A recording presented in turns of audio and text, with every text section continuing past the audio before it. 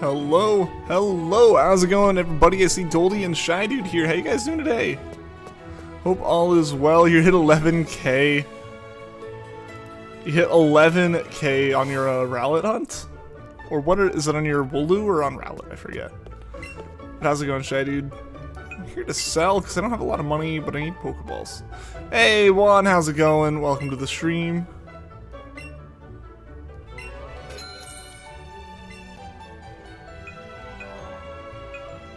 And Sleepy Latius, welcome as well.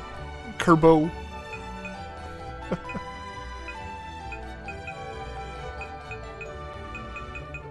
So many candies.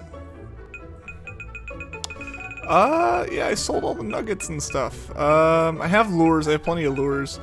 What I don't believe I have, let's double check. I'm here to buy, let's just fill up on Pokeballs real quick.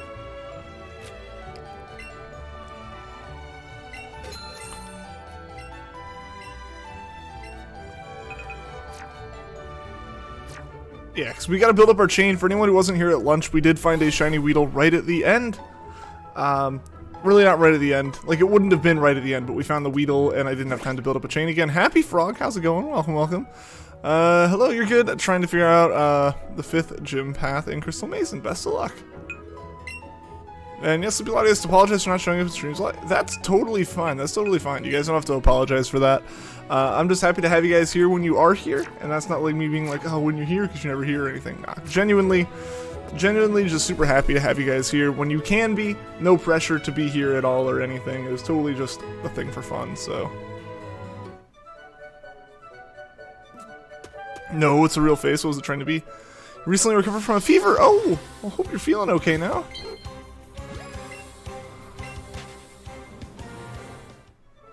Were you trying to make a bird face? It's completely reversed from the original crystal, so it's more tricky. Ah, that's cool. And John the Pikachu, welcome to the stream. Congrats on your Exploud earlier, John.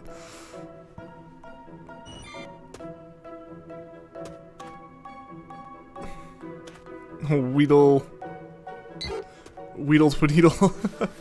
Alright, so we're gonna build up a chain of Caterpies today. It's not the smartest of things to do, it's just one of the fastest things to do. Because I need to spend some time in Let's Go just building up building up money again, because you know you burn through money in this game, as we can tell. 3.2k for Wooloo, dang.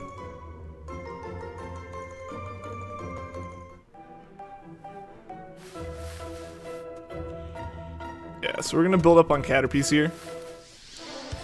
Like I said, it's not the smartest move. It's not the smartest move because we don't want a ton of Caterpies spawning. Or at least we don't... Like, you would think we wouldn't want it, but with Bulbasaur it doesn't matter all too much.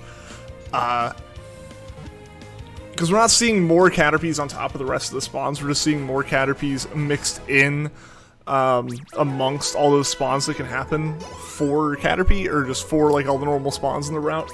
That doesn't affect Bulbasaur, fortunately, the way that special spawns and special encounters work. So we're fine to do this, I believe. Just makes it where if we do find a Pokemon that isn't Bulbasaur, it's more likely to be Caterpie. It's been a long day. I'm pretty tired. I feel ya. I feel ya. Yo, Goldie, how's it going? Mimikyu. There's another crystal around the played called Crystal Ultimate. It's easier than Crystal Mason, but still hard if you use the shiny Pidgeot as the strongest Pokemon. The shiny odds are 1 in 256. Nice.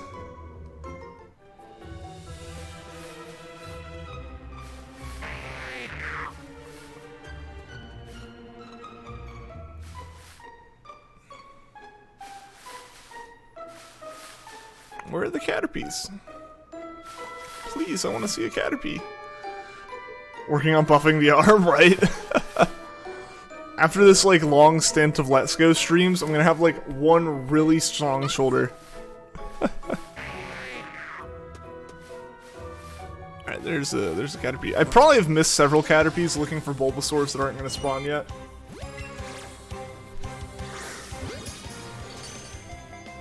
I didn't know that Jasmine would have Ampharos, and I need to train for Alligator up to level 70.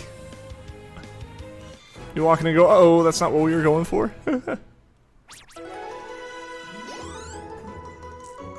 You know, honestly, this might even be better. This might actually be better than chaining something outside of the route. I just kind of thought about it. This might... Correct me if I'm wrong, this might sound stupid, but if I'm going for something like Bulbasaur, it's probably best to chain something like Caterpie, right? Like, sure, we might see more shiny Caterpies before the end of it, but it's Caterpie. Which means we're still just building a chain. So, like, if we find a shiny Caterpie way late on, I can still catch it without, like, feeling terrible inside, and it keeps our combo up.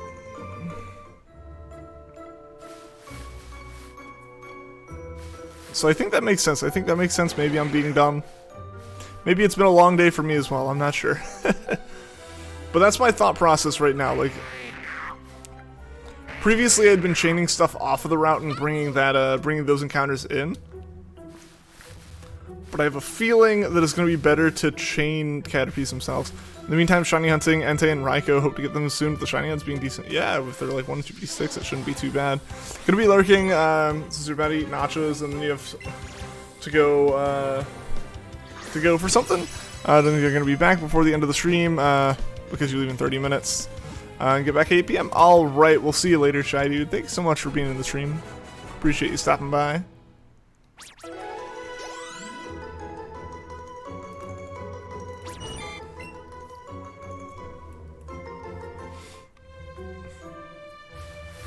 Are you calling out Juan with the member for 2 years thing?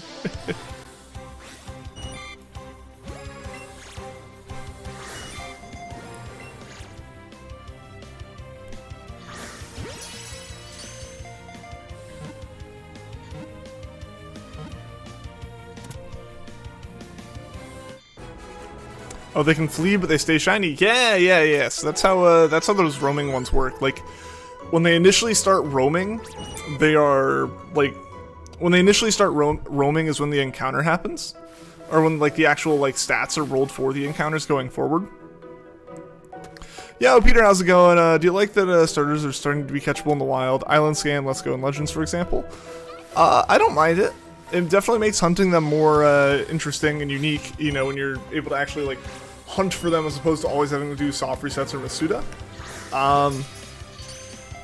It makes sense. It makes sense in the way that they did it in Let's Go, and then with Legends, it makes sense as well. Like, Legends makes sense because, you know, things like Piplup, I guess, technically don't count as starters in that region. I think, honestly, Legends starters and the reason for you only having the one makes more sense in Legends than any other game, because it appears like the Pokemon, the starters in, you know, Kanto or any of the other regions, like any of the main games, are supposed to be Pokemon from that region.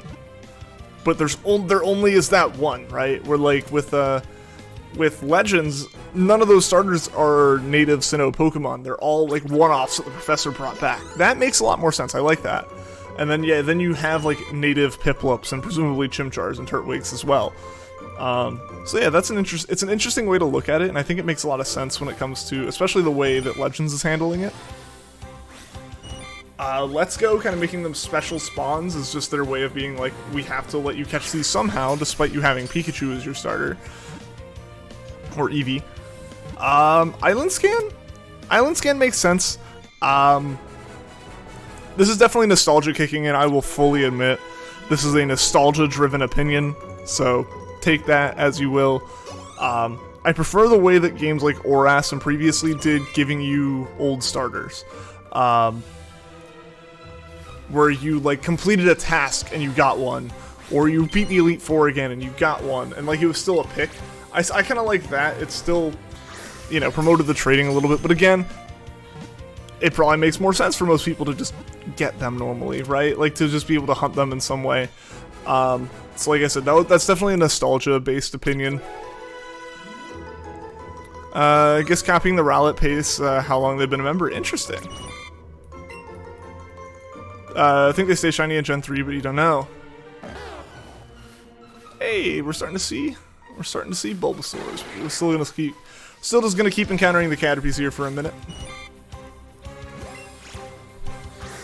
Yo, Vanillix, what's going on? Welcome to the stream. Levani Tribe, welcome as well. So there's a 3-4 year gap between generations, right? And Sword and Shield is a year and a half old, so we're at least halfway to Generation 9. That's been the pattern recently, Goldie, yeah. I don't know if we should expect full-blown games in another year and a half. I would not hold that expectation as, like, fact or anything. That's held fairly true for the past few gens, so you wouldn't be, like, wrong to think that, I don't think, like, as a, like, prediction, like, that's not way off base or anything, but given this whole idea of Ilka now doing games, or at least doing a Game Freak doing Legends, just in general, the Switch, I think, is kind of mixing up the concept of how Pokemon releases and what, like, Pokemon games should be, so I wouldn't necessarily expect games then, but it wouldn't be surprising to get them then.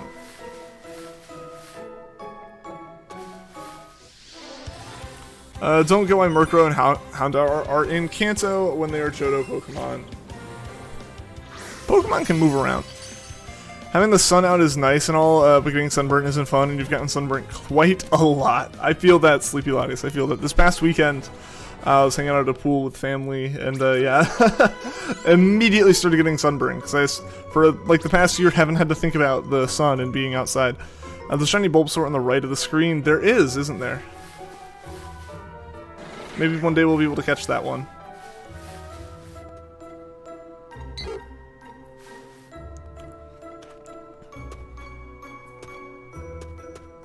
Want to know why there are no dolphin Pokemon? Because Japan has a controversial tradition where they hunt dolphins annually. Interesting. Yeah, I imagine they wouldn't want to focus on that too much then.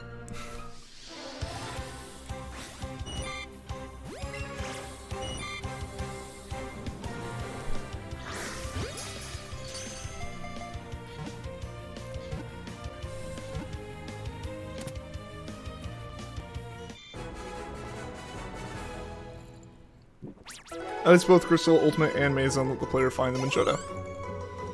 So they just kind of fixed it. Yeah, I wonder why they did that then. Maybe it was just kind of to, like, encourage exploring Kanto.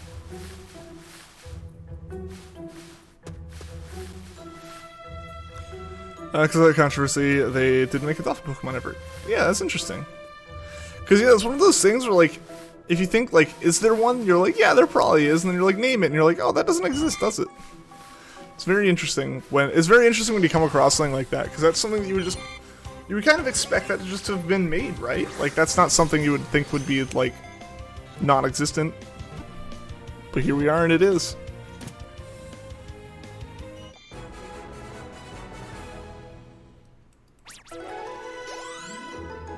Pokemon should go the way of Digimon, 3 separate styles of games and have different companies work together to improve game quality. That would make the most sense. Obviously, like, that's not necessarily what Game Freak wants to do. But that would definitely make the most sense. I agree. Yeah, just like, look, you guys go make this. Like, you make this, we'll have someone else make this, and we'll have someone else make this other thing. It'll spread it out way more, and, you know, you have more time in between games and stuff. At least, like, you have longer to develop each of them. Closest thing we get to a dolphin Pokemon is Kyogre, which is based off an orca whale, which is related to dolphins. Yeah. And there is a weird shiny in Gen 2, though you understand why. Yeah, just the way that shinies were handled and generated in Gen 2, it makes sense. It makes sense. A lot of those original Gen 2 shinies were just kind of like compromises of like, we can't make the math any more complicated.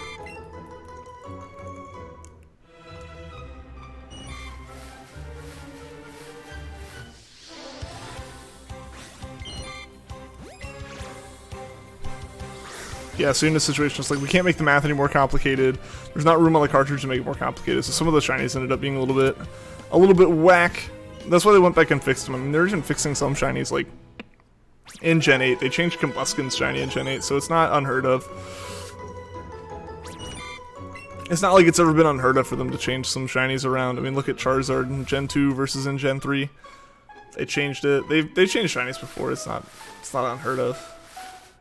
But yeah, especially given their limitations in Gen 2.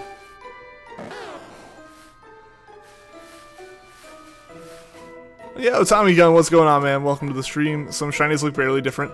Yeah, that's always really unfortunate. That happened in newer gens due to some, you know, lighting choices and stuff, which is very unfortunate. It'd be nice if they could go and fix those, but I think a lot of them, it's just the color of certain shinies isn't necessarily worth their time, unfortunately. As shiny hunters, we would like to think that that's the main thing with the games, but, you know, they're trying to balance competitive, they're trying to make a story, they're trying to add new Pokemon and design a region, so, like, this very rare version of this, like, Pokemon that's been out for 10 years looks a little bit funny in the lighting of the new games is very low priority for them. Happy with the shinies we have today, love the blue on Houndoom, may hunt Houndour on Ultramoon if you can find it, yeah, do it. Yo, Snickers, how's it going? Just came back from watching another stream. Awesome, glad to have you here. You can improve Charizard's shiny and give it a ton of forms, and remove all the Kanto starters, but they can't fix Garchomp's shiny, which is rubbish. Maybe we'll get it fixed now. Maybe they'll fix it now. They did change Combuskin shiny. Now it's noticeable. I really like the new Combuskin shiny. It makes me want to hunt it. Still weird how even with notifications the only way you saw the stream was through Discord. It's weird, but yeah, absolutely. Guys, if you want to keep up to date on these streams, for one, make sure you're subscribed, make sure you've hit that notification bell, but most importantly, if you were able to, you know, because you have to be like 13 to have an account and stuff, if you're able to join the Discord, I post there every time I go live with the stream. That is your #1 way to guarantee that you know these streams are happening. Because I know YouTube's all funky with notifications and stuff. So definitely go join the Discord if you haven't. I'm gonna try and fix it because the same thing could be happening to you. Yeah, like it'd be nice if they could. It'd be really nice if they could get that fixed. You know. Definitely hunting shiny Torchic and Sword and Shield through the pseudo method. We need to finish your current Oddish hunt. Best of luck with the Oddish, yeah.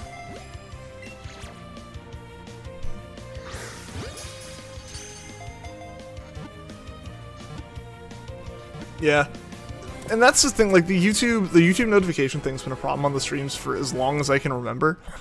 Like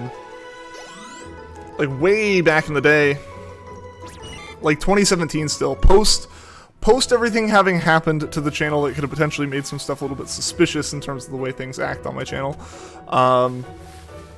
But like pretty early on, like there were plenty of people who would always come into stream and be like, oh, I didn't get the notification, or they'd come in like an hour in and be like, I just got the notification for the stream and I see you've been live for like over an hour. And it's like, yeah, so YouTube's notification system just isn't really built to handle live streams, unfortunately. It stinks.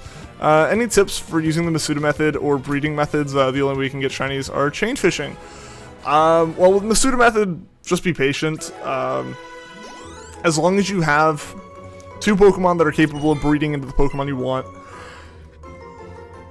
and one of them was obtained on a different language cartridge, or a different language cartridge from the one that you're hunting on, then you're fine. Basically, as long as the 2 Pokemon come from different language games, that's the only actual thing that matters. The actual physical location of the cartridge is not taken into account in any kind of way. Aside from that, just figure out what's the most comfortable way for you to hatch a bunch of eggs, because you're going to be hatching a bunch of eggs. That's really the tip at that point. I got a golden Lovedus that way. Nice. Your pizza's burnt. Oh no! Hopefully it's not too burnt. Juan, where's Adele? She is taking a nap. She had dinner, so it's her post-dinner nap. Need to find Wooloo before you start another hunt. I feel that. I hate like starting a whole bunch of new hunts. I like finishing up hunts. I don't like starting new ones. Over 2,000 encounters, no shiny yet. Don't know the amount of encounters. The amount of encounters means the amount of horde encounters. Oh dang, so like you've had like 10,000 Pokemon seen. Nice. So sorry, but you think you'll need to head out. Oh, that's all good, Sleepy Latius. You're getting extremely tired and dizzy, plus you're not sure if you want to fall asleep mid-stream. Hey, that's all good, Sleepy Latius. That's all good. Get some rest. Have a good day tomorrow. It was really good seeing you today. Yeah, never feel bad if you like get the dip from the streams or something. Like that's there's no pressure to be here. It's good seeing everyone. It's good having you guys here, but like there's no pressure. Yeah, definitely get sleep if you need it. Go do things if you need it. Hang out with people if you need to, you know. Our horde encounters only in black and white and XY. I think only XY and ORAS. I don't think they're in black and white, are they? Like how the Amori community can go into a deep conversation about depression and then make a poop post about stairs. The duality of man.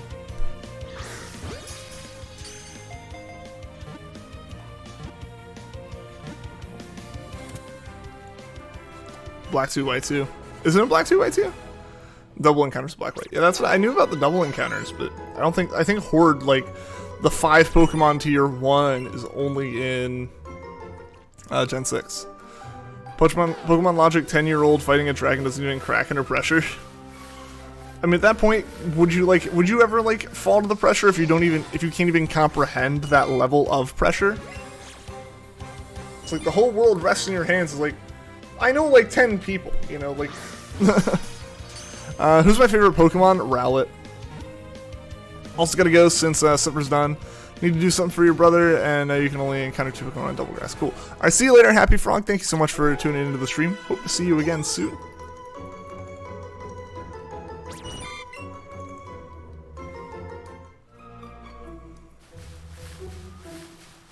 Alright, where are these last, like, 5 Caterpie? There's one of them.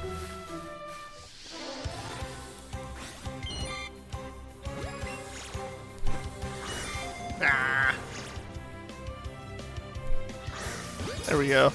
So many Squabit, right? Right. I feel that pain from my Wooloo hunt. I absolutely feel that.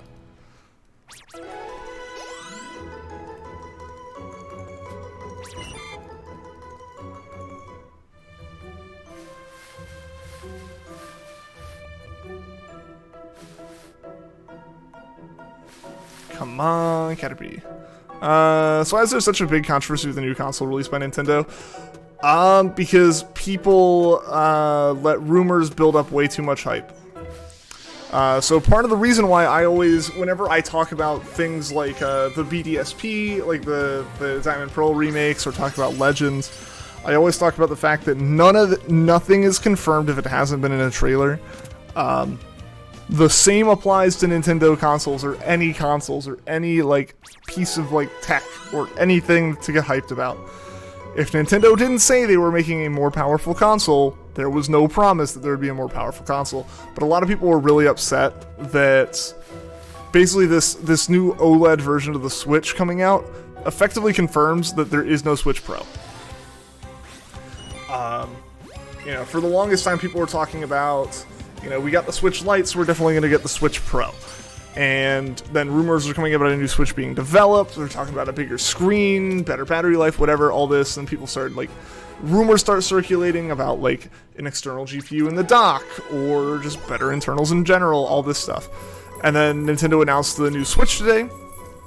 And the differences are the dock has an Ethernet port on it. The kickstand is way better. It has better speakers, and the screen's a little bit bigger. So, a lot of people were really upset, like, this isn't worth an upgrade, and it's like, it's not an upgrade, it's just another revision of the Switch, is all that it is. Hence, there wasn't really a big announcement, it's just, hey, this is gonna come out this year. So a lot of people were disappointed that it wasn't a Switch Pro. That was the big thing. People weren't happy that it wasn't, like, a brand new, like, higher powered Switch, like a PS4 Pro or like the new the new 3DS XL or something. It's a major rumor about backwards compatibility for 3DS games. How would that happen though? How would that happen? I'm very confused at how 3DS backwards compatibility would have worked with a system that plays on a single screen, especially when largely it's played on a screen that doesn't have a touchscreen. So that makes no sense to me. That made no sense to me. I heard about that one today, like, people were like, oh, I was really hoping that would be here. I'm like, it was already, like, kind of it was already kind of a shot in the dark to say that, like, a more powerful Switch could happen. I don't see how we could have gotten 3DS functionality in it. Should you play Undertale, like, played on your Switch? Go for it. It's because people saw the SD card port and thought it was for the 3DS games? That's weird. Even though it's obviously an SD port. It's like there's more pins for cartridges, and it's like, yeah, it's the SD cartridge that's been on the Switch the whole time. Didn't they say the screen looks more clean? I mean, it's an OLED screen, so it's gonna have like darker blacks and stuff, right? Like, it can have like a true black as opposed to just like a light shining through a screen and being fairly dim and gray. Alright, we have maxed out our Caterpie chain here, guys, so I'm gonna go ahead and pop a lure. I wrote up on the Nintendo website the screen's more vibrant and stuff. Yeah, that's just because it's an OLED. So yeah, the screen's more vibrant, but it's not any higher resolution or anything like that. OLEDs do tend to be able to go a little bit brighter, but also like have like the darker blacks and stuff, which is great. It's great to have. It's gonna look fantastic for what it is, but you know, so many people were expecting like handheld to be 1080 and, you know, like docked to be 4K, which I just don't see how that would happen on like I don't see how that could happen in the form factor that is the Switch. Like, I get the idea of being excited about it and stuff, and like I totally get the positive experience and the fun that comes from like getting wrapped up in rumors, but they are just that. They are just rumors at the end of the day, and like they're not promises in any way. So you booted it up. Well, I said you should.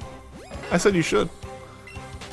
I think the new owners of Switch could get this one. Yeah, I mean, that's what it is. They're not going to sell you an old Switch anymore. It's just going to be this one. It's not like you're going to have Switches and Switch OLEDs on sale at the same time. It's going to phase out in the same way that, like, the original 360 and the 360 Slim came out. It's a facelift. It's not like an actual new, like, partner in the Switch family. It's just a facelift. Didn't expect Switch Pro, but it would have been cool. Yeah, so a lot of people expected Switch Pro, were wanting something that would like have higher performance and stuff like that. But like, I honestly prefer the idea of the system just... The Switch is a certain level of power. You have the Switch Lite, which obviously like can't play like games on a TV, but like the main Switch is the main Switch. Nintendo doesn't seem to be that great at making like a pro system. Look at the new 3DS XL versus like the original 3DS XL and how like it was made in a way where there were certain games that only played on the new one, but like that just made people really confused and upset that they didn't play on the system they already had. Like, I like the fact that this system doesn't put any like pressure on people to go out and buy a new version of the Switch. If you were already in the market for a Switch before this one came out, then just get this OLED one. That's really the only people who should be buying this, are people who are going to be buying a Switch regardless of the specs of a new one coming out. Yeah. But I just like the fact that I dislike the whole like idea of having a second, like a higher tier of system inside the same family that isn't like there from the start. You know, like, because what would happen is they would release a Switch Pro. If they release a Switch Pro this year, you have like a year or two of people finally caving in and adopting the Switch Pro because new games are going to come out that look good on Switch Pro, but you know, make the original Switch chug even harder than it does now. And then they'll finally get it, and then in another year or two they'll announce whatever the next Nintendo console is, and then people just bought a Switch Pro to only play for like a year or two. Fallout 4 would have been so fun on the Switch. Yeah, I feel like that one would have been pushing it. Didn't expect Nintendo to pump 4K. Nintendo's been known to be behind technology-wise. That's the thing. I saw a lot of people also saying like 4K has been like the norm in gaming for a while, and that is just showing how well the marketing has worked for 4K gaming. Not until the actual latest versions of systems have things been actually able to push 4K.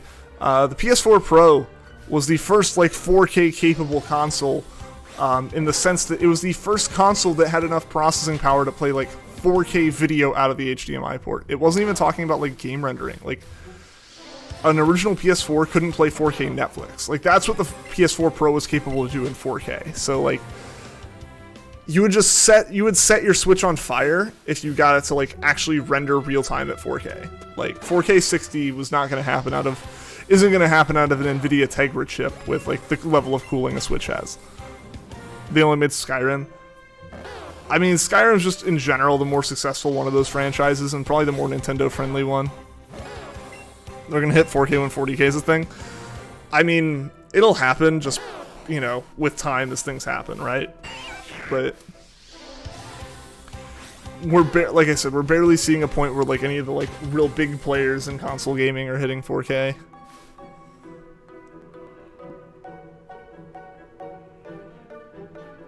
That was Microsoft, you believe?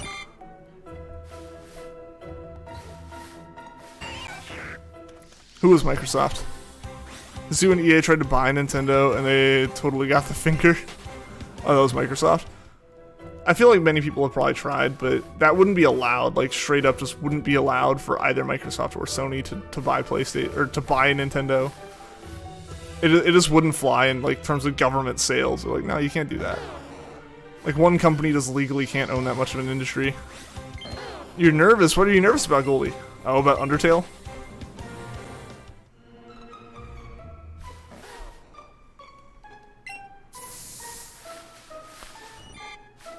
Yeah, and just, like, the general idea... The general, I think, like, a lot of people, like, Nintendo's so behind the ball, they're just gonna fall behind. It's like, Nintendo hasn't been attempting to win the technology race, or, like, win in terms of tech specs, since at least the GameCube. And that's been pretty blatant since then. They just haven't... They haven't, like, modified their tech specs at all. Or, like, they haven't, like, pushed, like, any kind of tech specs to the, like, to the peak, since the GameCube. Even then, like, arguably, they really weren't going for that. Like, they tried going for it, they realized it was a flop, they realized it's too hard to compete as that third company in that part of the market. So they backed off. I mean, the Wii is basically a GameCube, right? Like, the Wii is basically the internal hardware of a GameCube modified to now use the Wiimote, right? Like, a little bit of upgrades here and there, but, like, nothing serious, you know, nothing more than, like, what would effectively be an efficiency revision of, like, GameCube hardware, if I'm not mistaken. Maybe I'm wrong on that. Correct me if I'm wrong. I could be talking out of my butt. Microsoft being an American company wouldn't bode well with the Japanese audience. I mean, yeah, but, like, they don't care if they're buying them. Lub.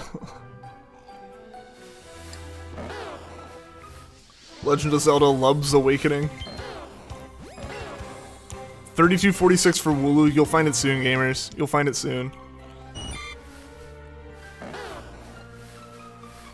Yes, like, Nintendo hasn't been trying to win in terms of tech specs. I mean, they've carved out their little place in the market being your secondary console, and they're totally fine with that, because, you know, if the gaming market split three ways between PC, Xbox, and PlayStation, and then all of those people are like, but Nintendo's not in that fight, Nintendo still just has their own stuff that I play, then everyone still gets Nintendo stuff. They're fine being like that. Gabby. I love the name Lub, though. It's so good. Juan keeps bringing... Juan won't let it go, though. Lily.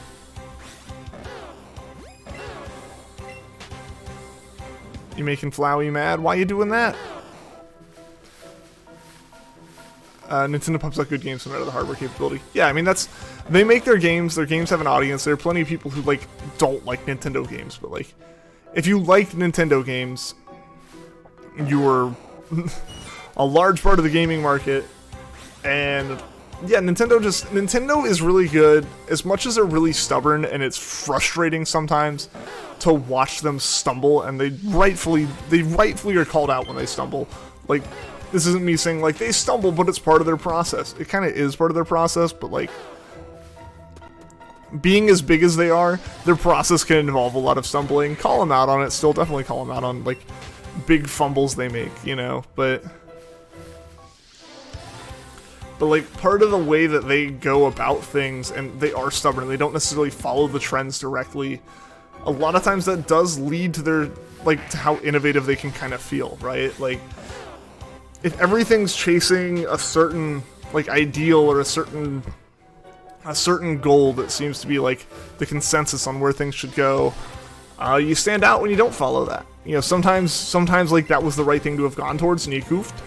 Or other times, you know, it's something that's a little bit lackluster and you can shoot past it all. Regret naming him Lub.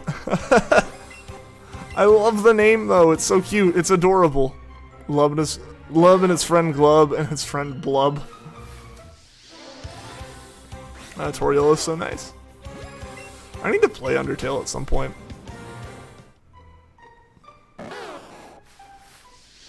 It's been recommended to me a lot. And I've obviously heard a lot about it.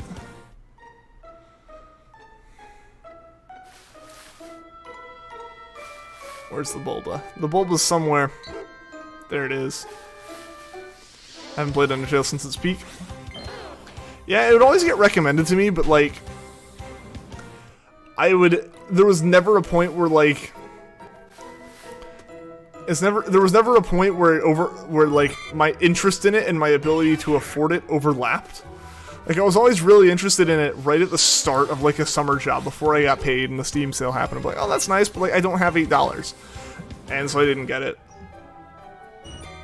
And then when I did have that $8, it wasn't on sale anymore, and I just wasn't. Excuse me, I just wasn't paying attention then. I need to play Persona 5. I do need to play Persona 5, but I also need to finish Persona 4 Golden, because I started that. I need to play Hat in Time. There's a lot of games I need to play.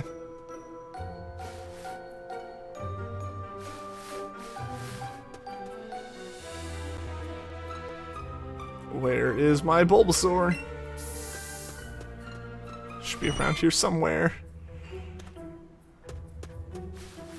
Just gonna sit right here for Bulbasaur to show up. There we go. Mega Flies and stuff with nightmares. It's on sale on Steam right now, yeah. I know, you've mentioned it a bunch.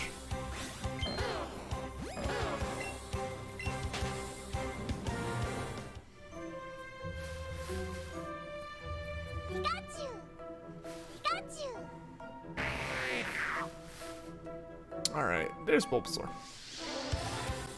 Like I said, I seem to have my interest and my ability to afford it overlap again.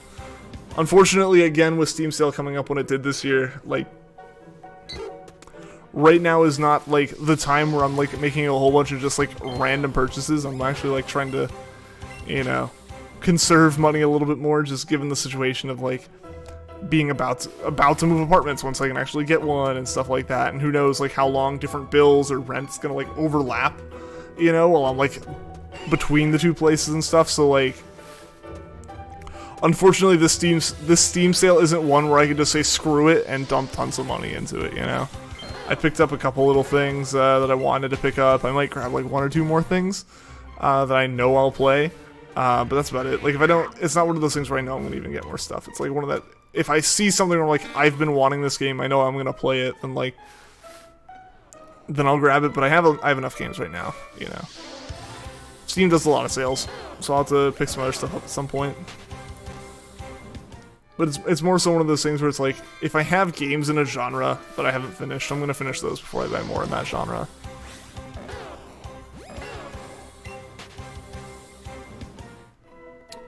Like I said, just trying to be a little bit more responsible about it, especially right now. If it was last year, it would have been different, you know?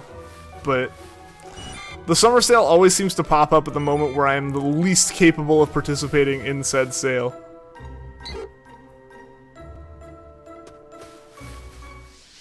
What we really need is a new My Little Pony game bestsellers. This is true, this is true. I'd spend all my money on that.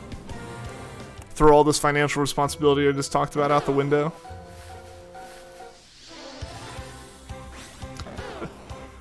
Yeah, it's like I've got a bunch of games that, like, I've played a little bit of, or I haven't even touched, that, like, I know I want to play, so it's kind of like I should probably play those before I really, like, look into anything new.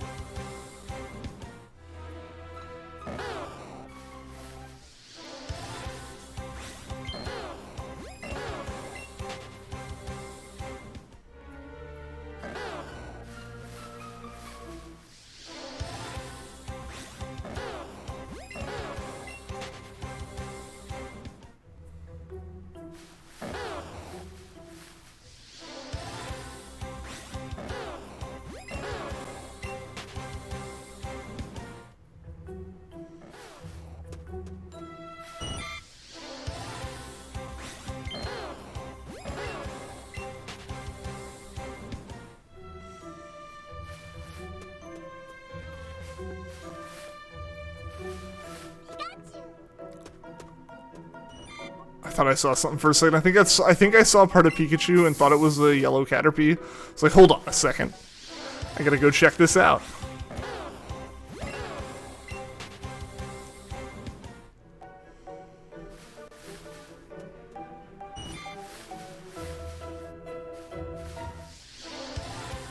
We need more 3D Mario, or we need more 3D platformers that aren't Mario. I mean, so Hat in Time exists, Spyro's out there. I feel like there's a good number of them. It's just a matter of, like, they have to come out and, like, they really have to sell themselves more than Mario has to, right?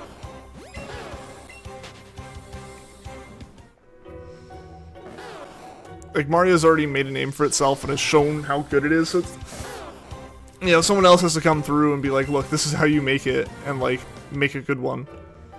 So I feel like 3D platformers, while fantastic, I love playing them, a lot of times they end up being really sloppy.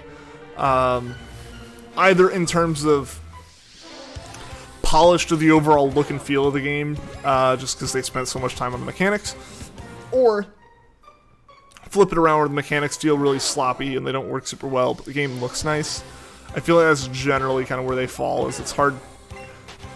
I don't know how many companies really manage to strike that balance. Or, like, get both really right in the way that Mario does. Yeah, when's the last time we got, like, a truly new Mega Man game? I feel like all I've ever heard about, like, with recent Mega Man releases is just re-releasing the original games over and over again. Like, on every different platform, but, like, they just always keep re-releasing in different collections. Excuse me. Hat in Time was made by a small indie studio and funded by Kickstarter, and it sold so well. Yeah. Yeah, I mean, I've heard good things about it. People liked it, clearly.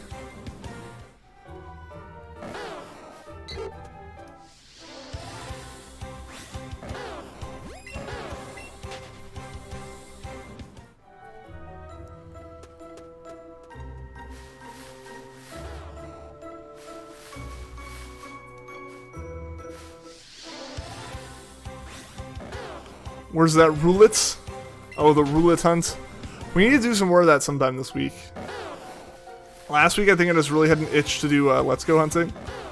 So I didn't do any Rowlet hunting. I need to do more Jirachi and Rowlet. Exploring the ruins, becoming an adventurer.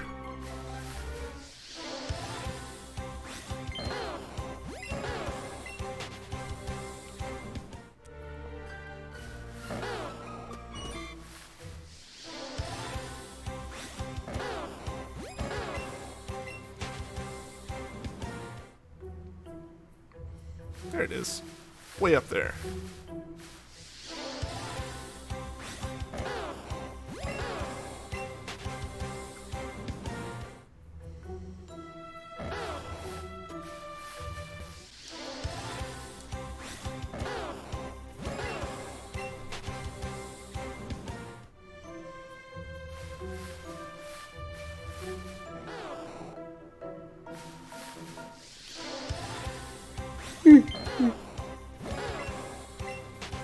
Oh, excuse me.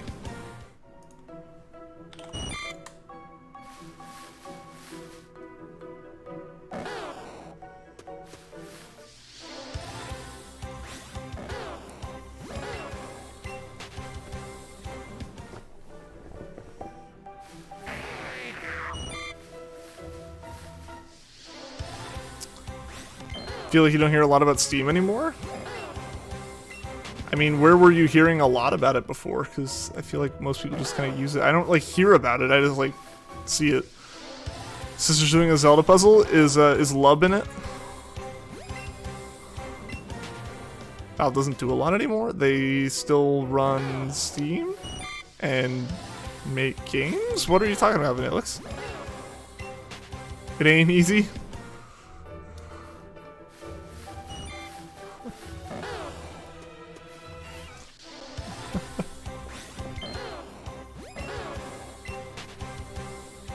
Oh yeah, so for people who weren't on the stream yesterday, we hit our previous sub goal we had of getting to 2620 subs. So our next sub goal is another 20 at 2630. I think for now, yeah, we're just gonna, if we hit that at some point soon, I have this other booster pack, we'll open it on stream, see if we find anything nifty in it. So yeah, that is a thing. Just as a heads up, if we know anyone who likes Pokemon, wants to sub, or wants to do streams, have them sub. We're on Steam, don't think they make games anymore. They do. They very much so do. They still, you know, update continuously CSGO, TF2. They recently made Half-Life Alyx. You know, like, they make stuff. We're close to the 24-hour goal. That was what? That was 5K? We are at 2.6K.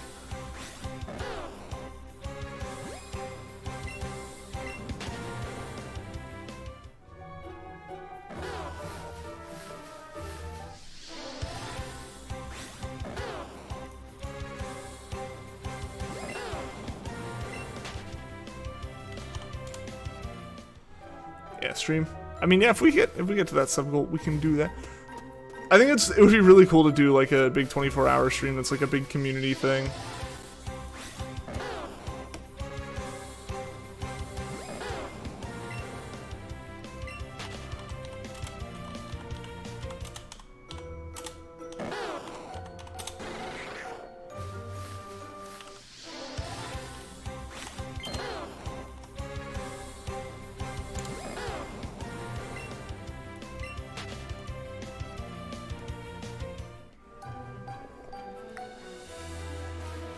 Sans is overrated. Sans is like the one character I've really heard about. Or like the main character I've heard about. Given, again, my extremely limited knowledge of Undertale.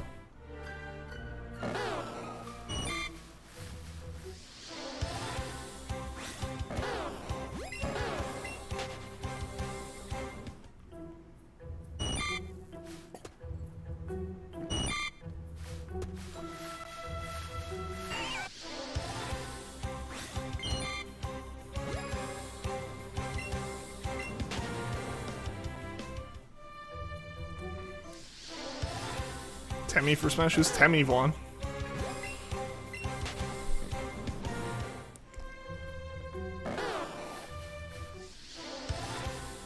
They just stuck with running Steam because it made a lot of money off it. Are they making that VR thing too? Are you talking about the like Valve Index? Yes. They do indeed have... They are very much so, like, investing in VR technology and developing new HMDs. That's a really big thing for them.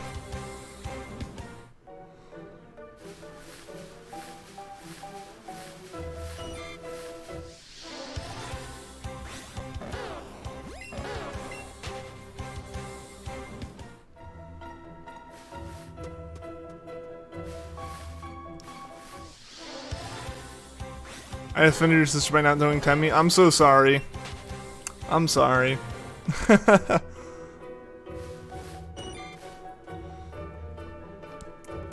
My video game and just general pop culture, like, knowledge just has massive holes in it, like Swiss cheese.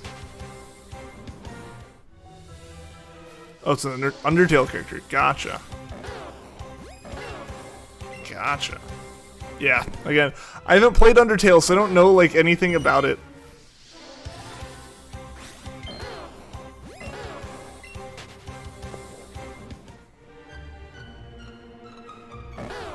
And not offend you, your brother is lying.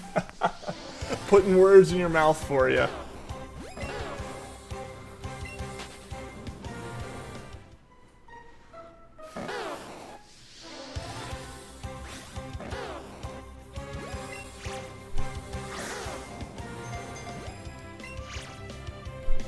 Wait, no, why am I doing this? Oh gosh, I don't want to be catching it. I'm being dumb. What the heck? Am I sleepy again? I think I'm sleepy again. I was like, man, this isn't catching. And then I realized what I was doing as I threw. I was like, no, no, no, no, no. So thank goodness that Bulbasaur didn't want to be caught. That would have been very awkward to just be like, how'd you break your chain? I caught a thing, I just like out of the blue. YouTube froze for you. That's weird.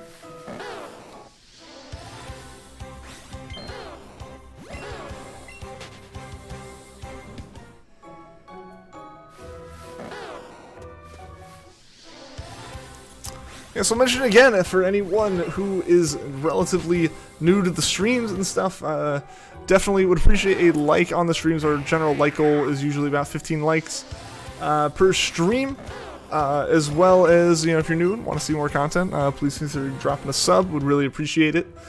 And yeah, if you've also enjoyed the stream so far and want to be notified about more, click the notification bell as well. As join the Discord if you are able to. Nightbot's been posting links to it. There is a link down below. Yeah, join the Discord. That way you are guaranteed to be notified. I always send out a ping letting everyone know that streams are happening over there. So definitely go join up. And Red Panda, how's it going? Welcome, welcome. Secret plan is to get your sister to type more on stream? Yes, yes. Drive the engagement numbers, Juan. Yes. Make YouTube see more people typing.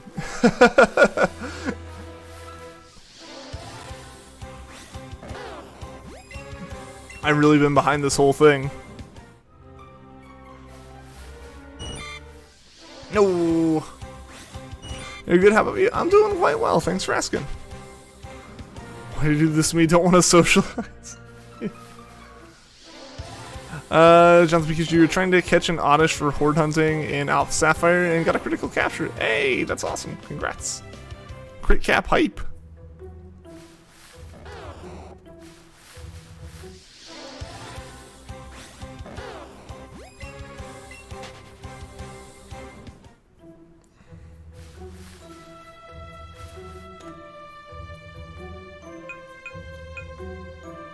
Yes, I would like to use another one. Also, guys, I'm about to click a button, and this might grind everything to a halt. I'm not sure, but we're gonna see. Oh, I think it's working okay. Cool. Cool. Incognito mode. Sad thing is, you and your brother are seriously sitting across from each other right now, and his plan's working. There you go. Instead of just like talking like right across the table, you like go into the device. All those words go out to the internet, and then they come back down. You know, take the real long roundabout way to get everything to you. Technology.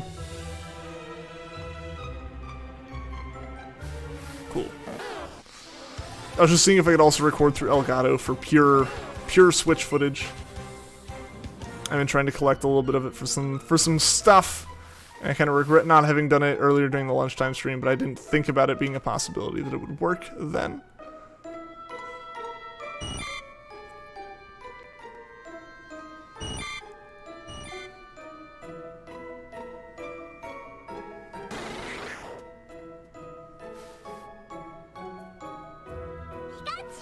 No, the Bulbasaur went away. Where'd it go?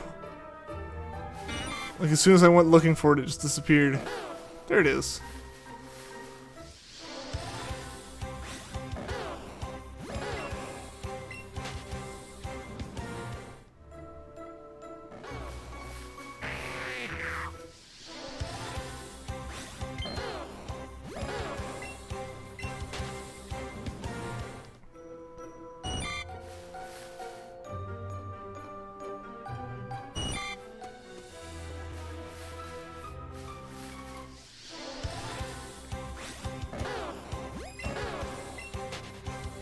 How many encounters do we have for Bulbasaur now?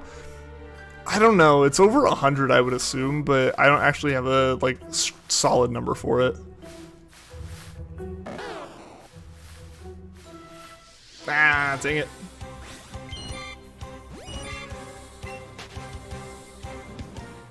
It's hard to keep track of like the numbers. Bulbasaur would be a bit easier than most hunts, but yeah, I don't have a solid number on it. Went to your local Six Flags today. Oh, awesome. Hope you had fun with that. Ride any fun rides?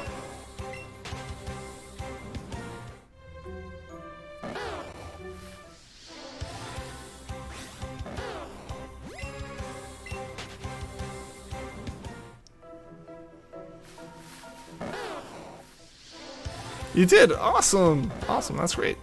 I haven't been to Six Flags in forever. There's one fairly close to me, but I've just never been like a roller coaster person.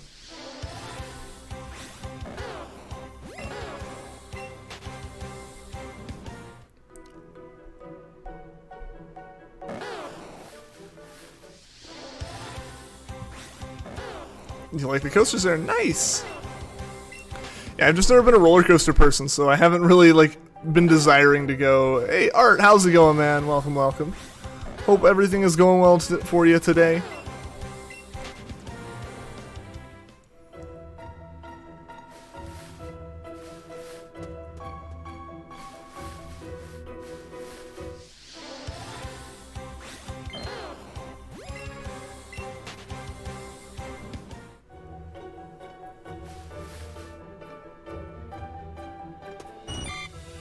Where is Bulba?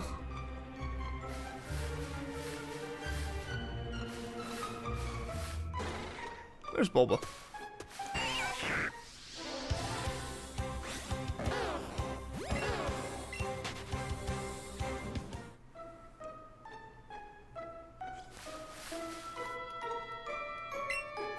Let's watch the trailer for the new Switch. Yeah, what are your thoughts on it?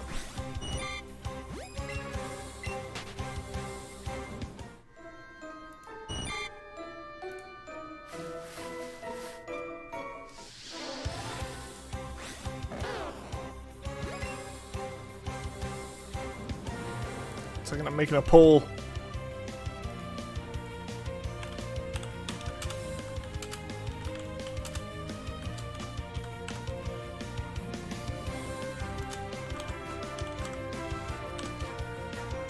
Boom. There we go. Mantine surfing, but in Alaska? What would be different about it? Your reaction's meh? That's fair. I feel like that's like the proper reaction to have to it, honestly. It's not really, it's not like a new version of the Switch, right? Like, it's not like a new thing.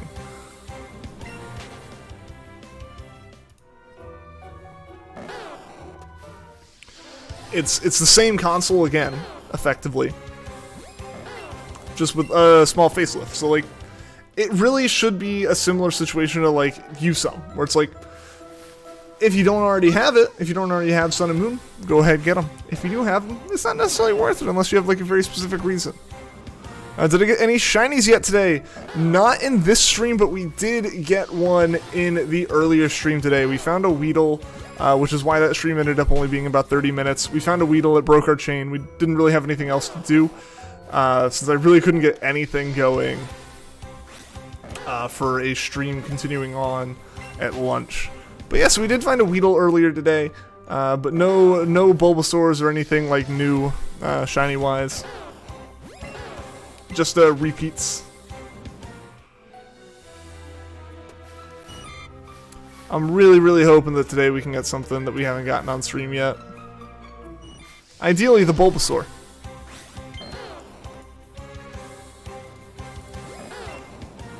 All the votes flooding in. It's a tie. It's almost a tie. It's like 1 vote lead for yes that we will find the Bulbasaur. The positivity is winning out.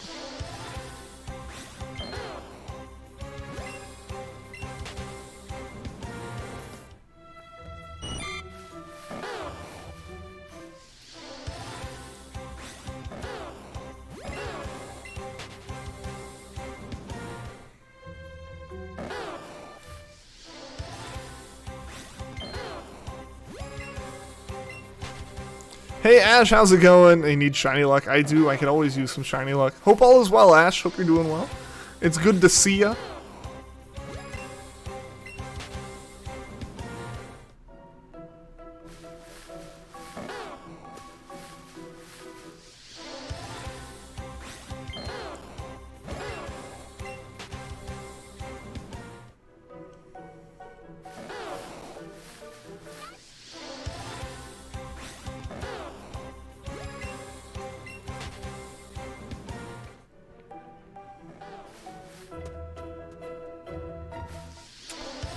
Am I going to be buying it? I actually probably will. I do fall into that category of saying, like, I do fall into the camp of saying, if you have a Switch and it's working fine for you right now, there is no need to buy the new one. It's not really an upgrade. I probably will end up buying it. Personally, I have been looking to get a new Switch anyways recently. Mine acts up a little bit of handheld mode, and there are some things that using my old Switch for would be very nice that I can't do or wouldn't feel comfortable doing while it is my main Switch. So for me, I was already in the market to get another Switch at some point. So yeah, I do fall into this category of like, this is something that I would get the other one even without the upgrade anyways, so I may as well just get the fancier one. That is my current thoughts on it. That's my current feelings on it, so yes, I will probably end up getting it.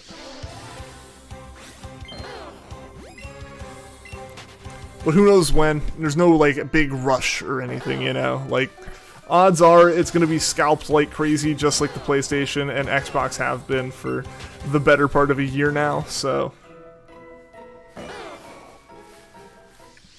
I'm not expecting to be able to get my hands on one for a while, so there's no rush in my mind on it either. My current Switch works fine for what I use it for. You know, day to day, I would like to be able to play it more in handheld mode. Mine just acts up in handheld mode, you know. If I do a Lux, what's a Lux? Do you play with 2 Joy-Con controllers to make Pokemon easier? I don't actually. I just play with Pokeball Plus. That's all I've done. I know that, yeah, that makes it easier, but generally what I do is I just try to catch combo anything I'd potentially hunt, so that over time it just becomes easier to catch those Pokemon. And that's worked out well so far. I'm going to say that and I'm going to fail something because of it, but in general, yeah, I've just used the one controller to do everything, and I've generally played with Pokeball Plus, so I'm not playing in handheld mode. Because that's also, usually I play in handheld mode, which is a large part of the reason why I want to get the new Switch, is just because, for me, handheld mode's been wonky with my current Switch. There's some issues with Joy-Cons and not staying connected and all that fun stuff.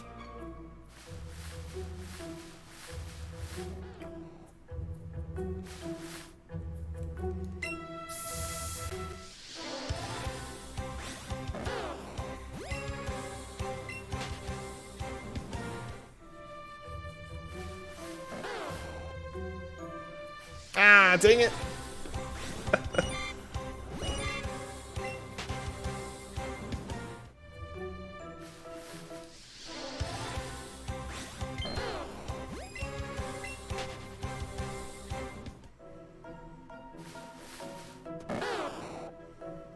Where it be? There it be.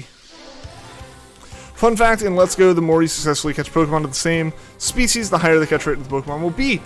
Yeah, yes, that's what I've basically been doing, is just catch comboing for stuff and like letting the combos fail, letting the chains break. Excuse me. But yeah, I've just been letting the chains break.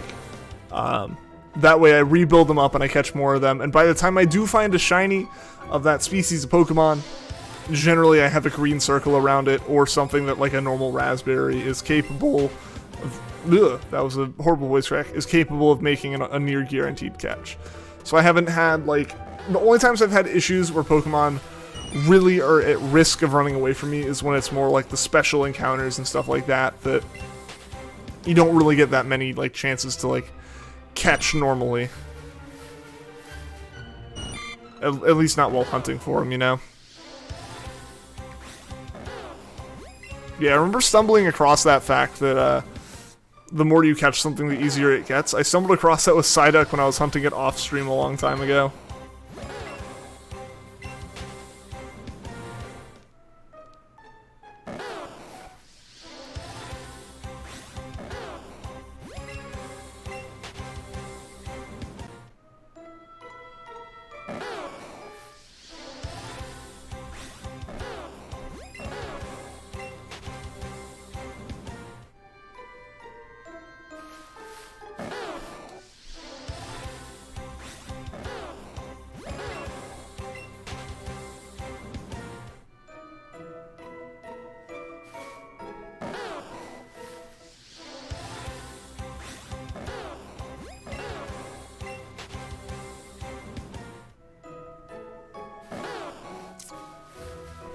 Bulbasaur's really liking to stay in this patch, which is fine with me.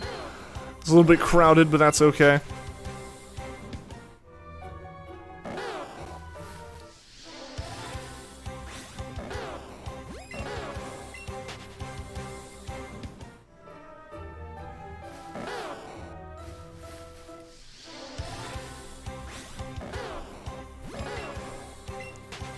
Favorite legendary Pokemon? Rayquaza.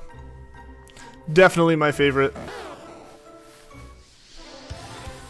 I'm a Hoenn fanboy. Rayquaza's pretty fantastic. So, Rayquaza's my favorite.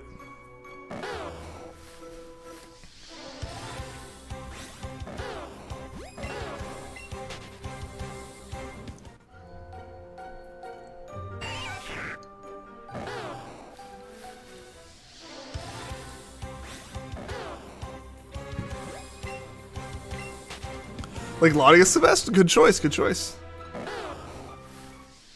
Sleepy Latias would probably agree with you. I know Cinder would also be a fan of that decision. I know Cinder has another favorite on top of that, but Latias is up there for her.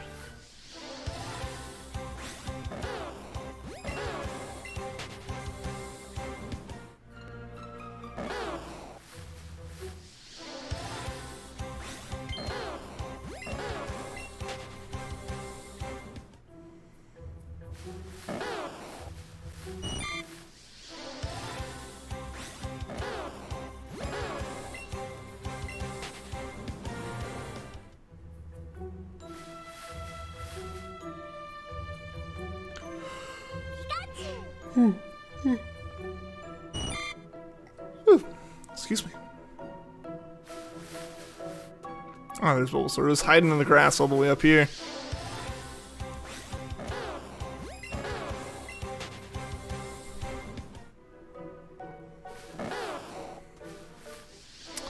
Yo, Zinc, how's it going? Your favorite legendary is probably Lunala or something. Not a big fan of legendaries. Hey, that's fair. That's fair.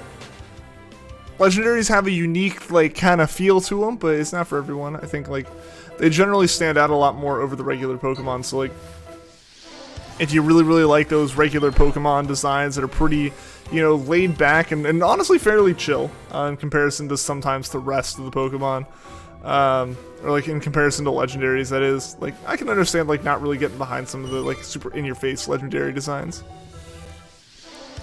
We need a special gift Meowth that has the ability to speak. That'd be interesting. That'd be very interesting.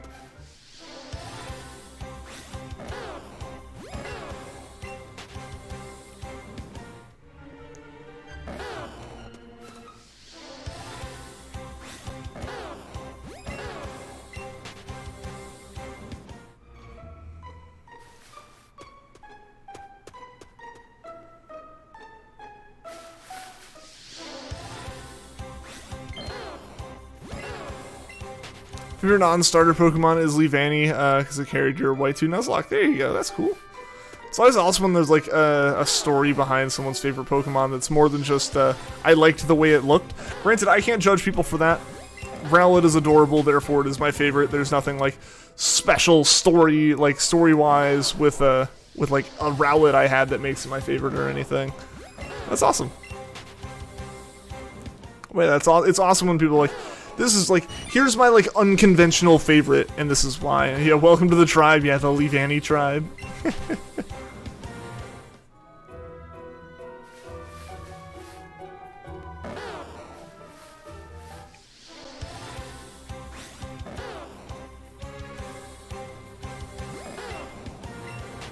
Yeah, but, yeah, so I'll throw that question back out to all of chat.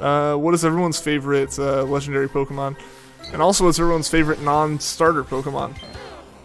So I feel like that, because that's probably a more fair question to ask me. Everyone kind of knows that my favorite Pokemon is Rowlet. But yeah, for me, favorite legendary, obviously Rayquaza, I mentioned that earlier. Favorite non-legendary is Ralts, actually. So that was a fun one to find. That was very fun to find on stream, because I'd wanted a shiny Ralts for a while. Obviously, for anyone who's been a long time viewer of the channel, yeah, Ralts was like the first thing we were trying to hunt after we got Trico, way back in the day. It's still, like, oddly the most popular video I've ever posted was like a stream archive from that Ralts hunt. Lunala, nice. Two favorite Pokemon of all time are Chimchar and Cyndaquil in that order. Nice. Yeah, favorite of all time, Rowlet, Ralts. Which makes sense. When it's like all-time Rowlet, add the one stipulation that removes Rowlet, Ralts, yeah. Favorite Pokemon is Poplio. Nice. It's cute and is your first favorite legendary is Latios. Favorite non-starter is probably Yamper. Oh, cool. A fan of the dog Pokemon, I see.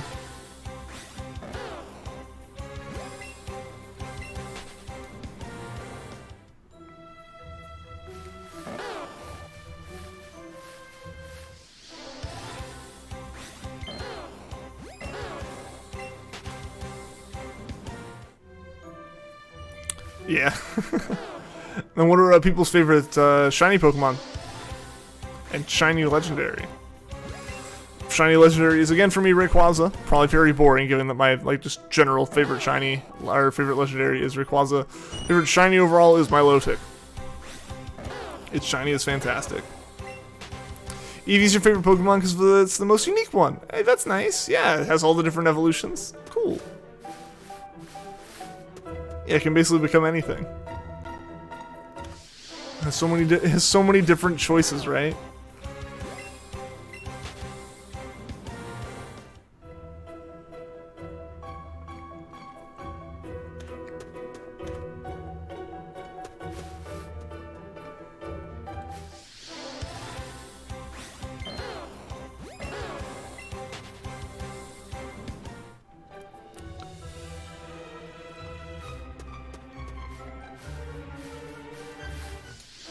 Ah, dang it.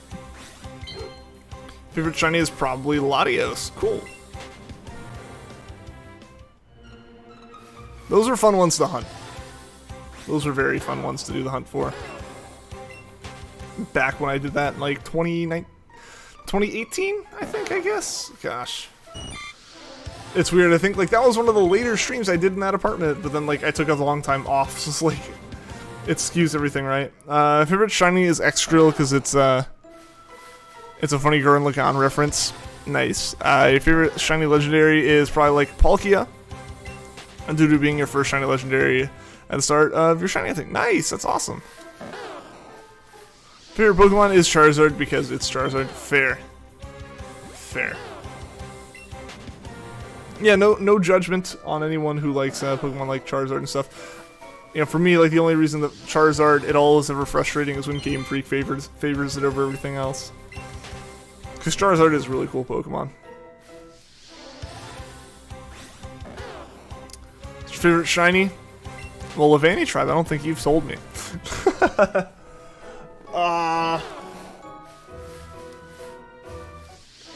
It's not Milotic, is it? Is it Milotic? I feel like that was the one that, like, really is supposed to be a slam dunk easy. Because we agree on it or something. So I'll say Milotic.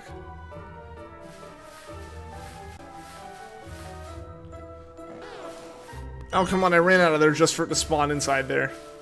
Of course I did.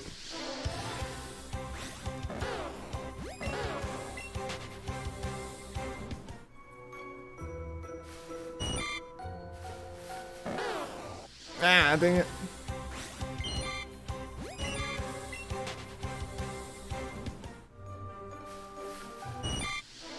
That's number 2. Aha.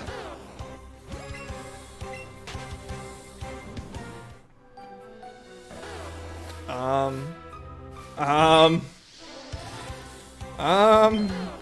don't know. I don't know what number 1 is then. So I know Jinx is like your favorite Pokemon, right?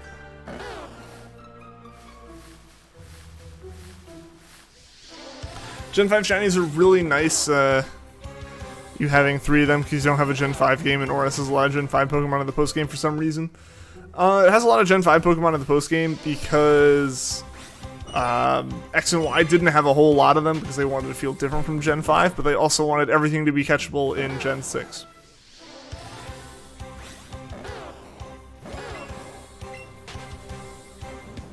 Gardevoir, ah, yes. Okay. Still one of my favorite Gen 3 shinies, or just favorite shinies in general as well. one of my favorite Pokemon in Hoenn. So I can see how I got those mixed up. Can't believe I forgot it though.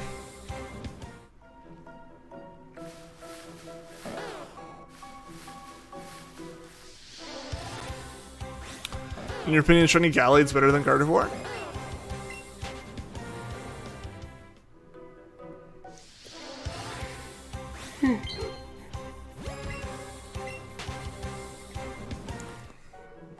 Sorry guys for all the yawning. I don't know why I'm so sleepy today.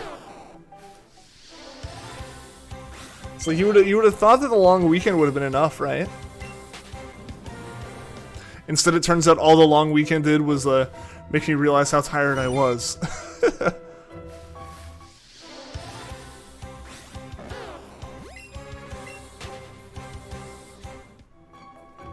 Mega Shiny Gardevoir sells you for number 1. That's totally fair. That is a very reasonable shiny pick. It looks so good. Alright, where is a Bulbasaur? There it is. There it is, a Bulbasaur.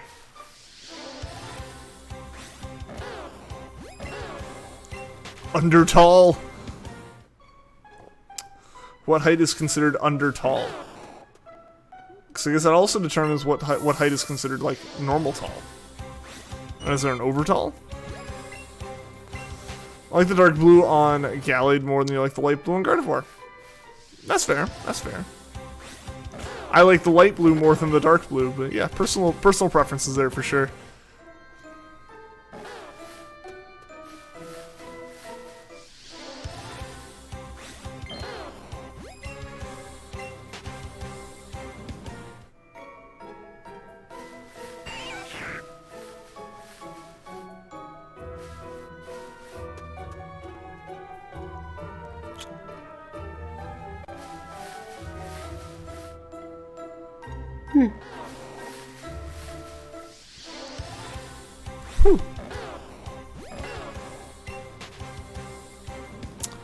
Y'all might get to watch me just like crash on stream.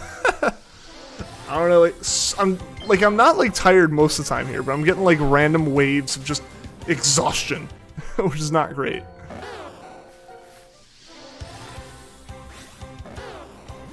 So apologies for getting quiet at random points. It's me like focusing really hard.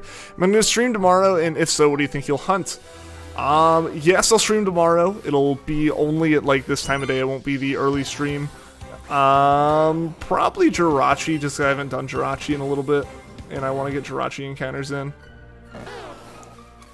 I'll admit, this stream right here was originally going to be Jirachi, but I just kind of forgot to schedule a stream, and I didn't want to go through the hassle of setting up Jirachi by the time I scheduled the stream. Sleepy boy, that's me. That's me.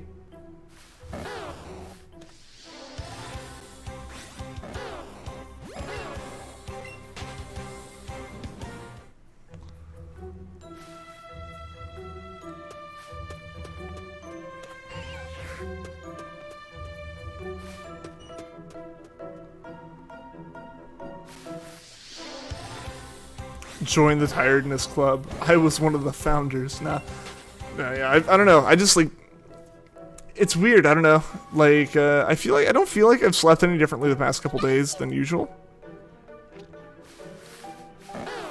As much as I kind of joke about it, I genuinely think me relaxing just kind of like de-stressed me, right? Like, it's like, granted, this new job's been pretty great. I haven't been super stressed or anything with it, but just in general, like a true just like breather, relaxing, like no worrying about any of that kind of stuff at all. And then you start thinking about it again, and it's work, right? It's working. What's working?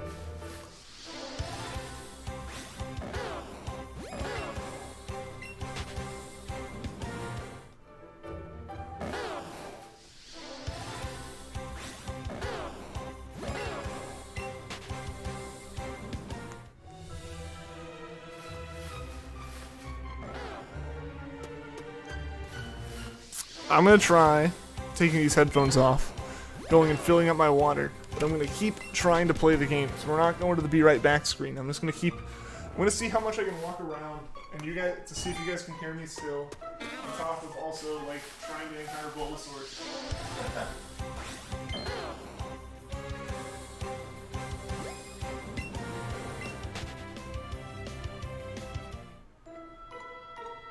the one.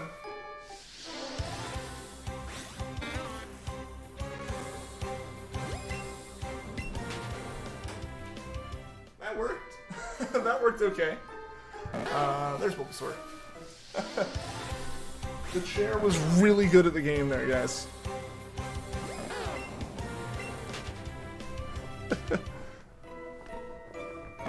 Where's Bulbasaur? There we go.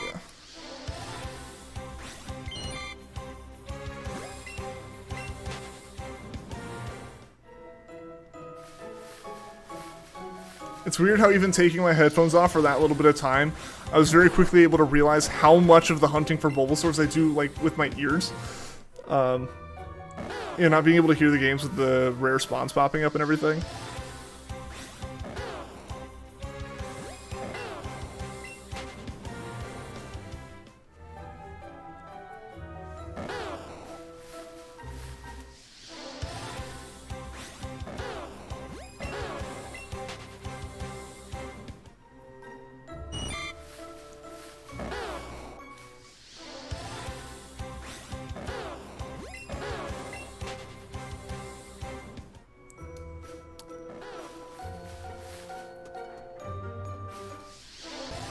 Shiny hunt the legendary birds in the game by a wild encounter.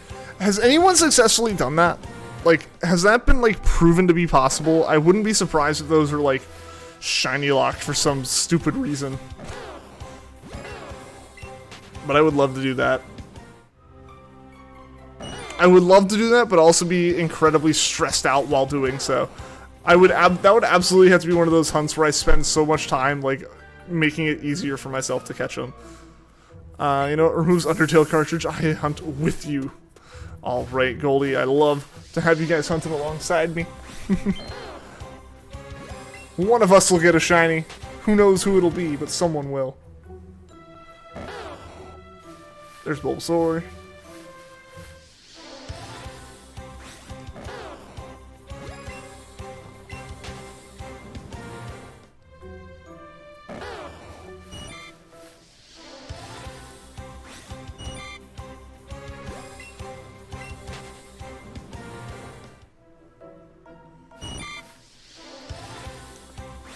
You get merch, you'll buy some? I'll have to come up with something at some point.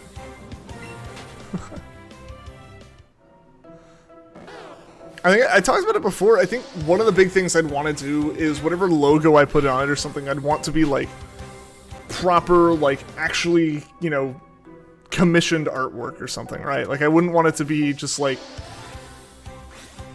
I wouldn't want it to just be like the stuff that's in the, like I wouldn't want it to just be like a copy paste of like assets from the game. That wouldn't fly, you know, for my logo or something. So I'd need like to get that like properly commissioned or something, and you know, like make sure like everything's set up where like it's like cool for me to put it on shirts and stuff, you know, or put it on whatever.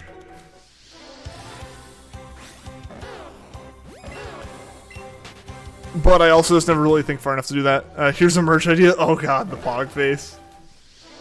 The super low quality Pog face.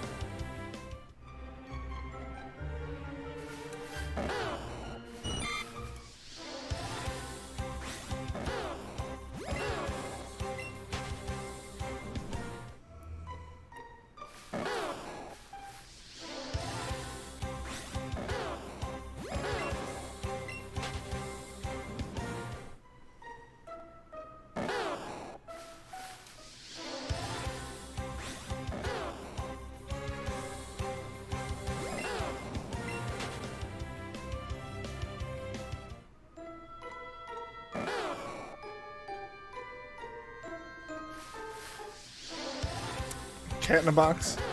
If we need some more members. If we get more members, we can make the Rowlet in a box into an emote.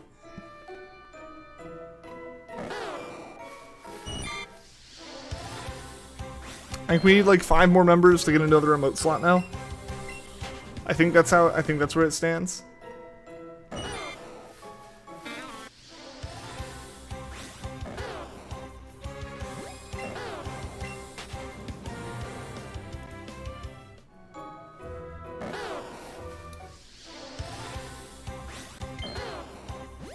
Wish you could become a member. Hey, yeah, I would love it if you could. I totally understand. Not everyone can, and there's totally no pressure for it either. How much does it cost to be a member? So there are multiple tiers of it. If you click the join button wherever it is on the stream, depending on what your device you're on, it ranges from, I believe, $2 to $8, I think. I think that's what it's set up at. You get the little Rowlet next to your name like Hoenn has. It shows like it changes colors depending on how long you've been a member. You can use like the special member-only emotes in chat, as well as some extra special member-only roles in Discord, access to a member-only Minecraft realm, fun stuff like that. Obviously, I recommend it. Yeah, Hoenn has posted our emotes there.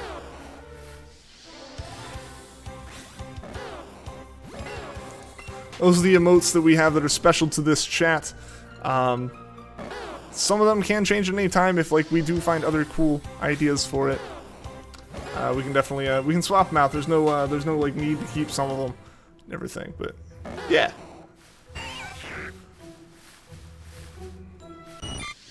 Yeah, so memberships just help support the stream and everything. You know, helps me be able to get new games or new equipment and all that good stuff.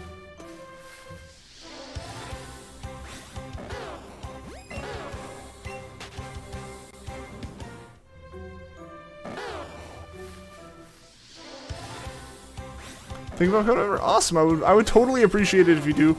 But again, for anyone out there who does want to become a member, I do appreciate it. If you like can't afford it for any reasons, no judgment, nothing like that. You know, it's not like a requirement by any means that anyone becomes a member. There's no, you're not being forced to do it or anything like that. Totally awesome just having you guys here. It would be nice to get it. Yeah, I would love if you did, but like I said, again, no pressure or anything. Like, if it's something that, like you can't like push or like you gotta ask permission for something and just it doesn't, you know, whatever the situation is. I know people have talked about how like they want to, but like, you know, when they ask, like they have to ask their parents for it or something. Like parents say no, it's like totally get it, no pressure, nothing like that.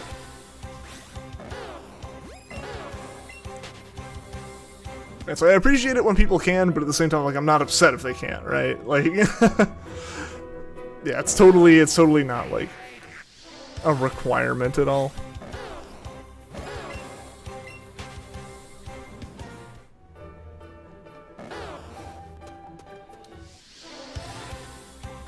Understandable. Have a great day. Yeah, I mean, totally. Like, that's the thing, right? Like, not everyone can, you know. So I totally appreciate it. I totally understand that not everyone can, and that's why I like appreciate it even more when people are able to. Loki's tomorrow? Yes! Dude, I'm so excited for Loki. It's been so good. I can't believe, not to spoil anything, but when I watched last week's, Mel was in town, and Mel hasn't seen any of Loki, so like I couldn't watch it like while she was, you know, on the couch with me or anything. I didn't want to spoil like episode 4 when she hasn't even seen episode 1. But yes, Loki is so good. And episode 4, I had to pause it, you know, again, like to prevent spoilers and stuff. I had to pause it right before like the kind of ending scene, like not like the after credit scene, but like the ending leading up to it. I'll just say in the elevator. I paused it in the elevator. So you can imagine like when I paused it and then came back like a day or two later to finish it, and I was like, I waited right before this? What? Oh, Loki's so good. I highly recommend it. If you can watch it, I recommend Loki. Yes, we got episode 5 tomorrow, and then a week after that, we got the finale. So I don't know how this thing's gonna end, man. But I've been loving it. It's been such a good show. I wasn't sure how I was gonna feel on it. Or like how it was going to turn out. WandaVision was great. It ended a little bit weak, but like WandaVision was fantastic. Falcon and Winter Soldier, I will actually say, started more so weak and ended pretty okay, but I still think Falcon and Winter Soldier would have done better and have been better suited as a movie. I think that would have worked well as a movie more so than as a TV show personally. I think that story could have been condensed a little bit. Like various parts of it I felt kind of dragged a little bit.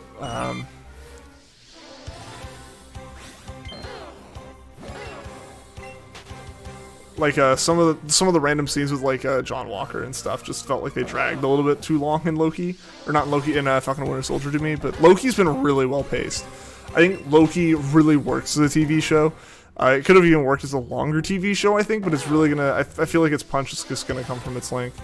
Still waiting for your wow boy to say wow.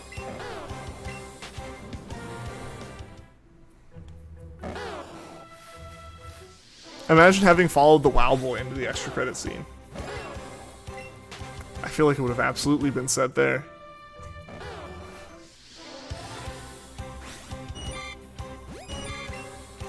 Dude, I'm excited to see, like, that after credit scene set up so many different things that could happen.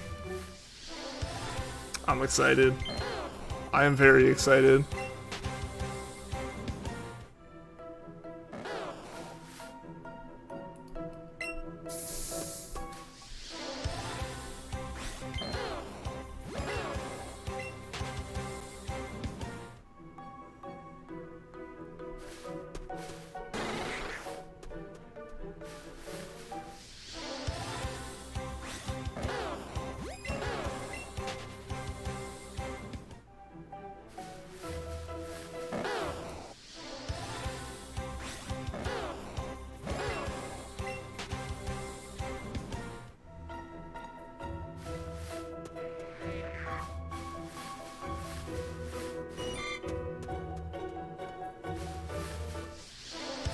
The poll is 50-50. Chat is split. Chat can't even decide. How many votes do we have on that poll right now? 16 votes. 16 votes, and there's not a consensus if we're going to find the shiny or not.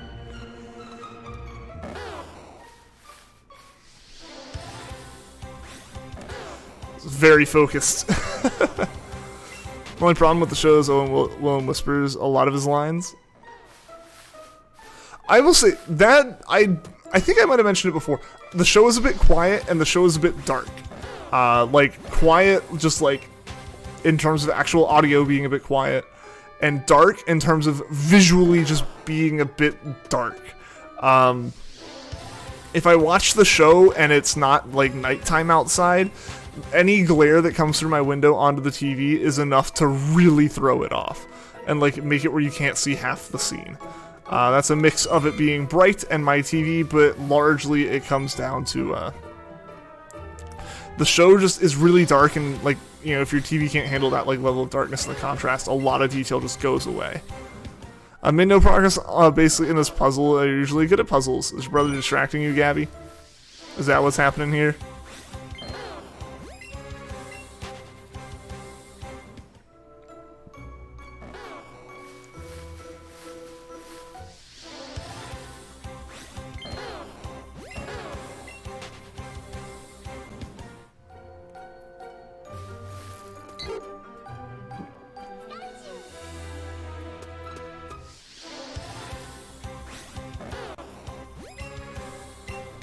The positivity is taking the lead again in the poll. Yo, gamers, how's it going, man? Any shinies yet? No shinies in this stream yet. At least not that I've seen. There very well could have been one that like slipped off camera while I was very focused in on Bulbasaurs. I'm not sure. But yeah, so far no shinies that I have caught. I can say that much for certain.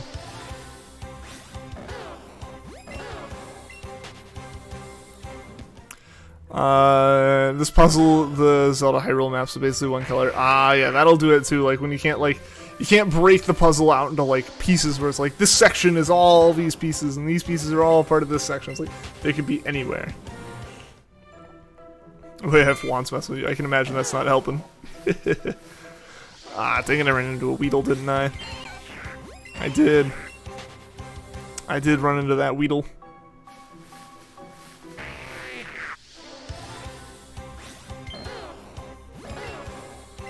Come on, Bulbasaur, be shiny for me. Be shiny. I want you to be shiny. Or something exciting. So like on one hand, I kind of, if I get a shiny that's not Bulbasaur, I would love for it to be Caterpie so my chain didn't break, but at the same time, I want something exciting. Give us a Pikachu, give us like a Metapod, you know, something like noticeably shiny. I guess Pikachu doesn't really count that, Metapod does though.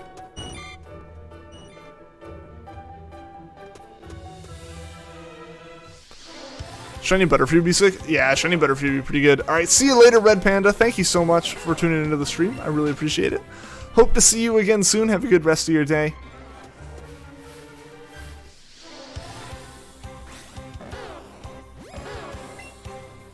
Weedle, Twineedle.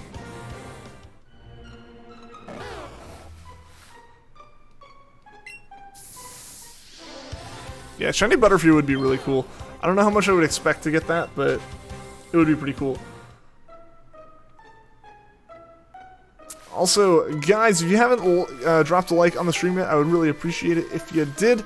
Generally, like I've said, our goal for every stream is to get the stream to 15 likes. We're pretty close right now, so it'd be awesome if we get to that goal before we end the stream here in about 30 minutes or so.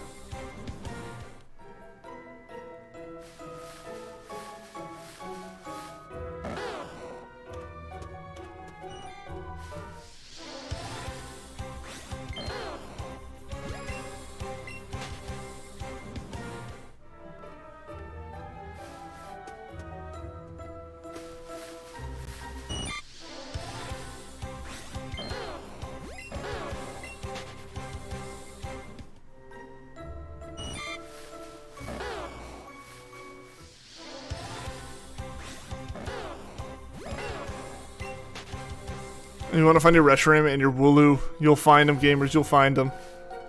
I believe in you.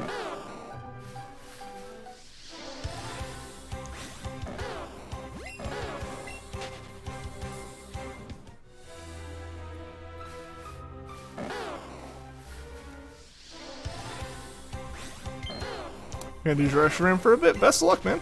Best of luck with that. Hope you're able to get it.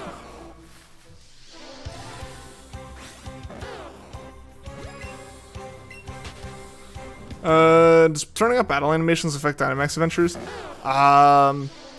If you're playing with only AI, it does help in terms of speed. But like it'll turn them off, but then you'll just sit there waiting while other people's play if you do play online. If you play with only AI, then yeah, the turning off battle animations will speed it up.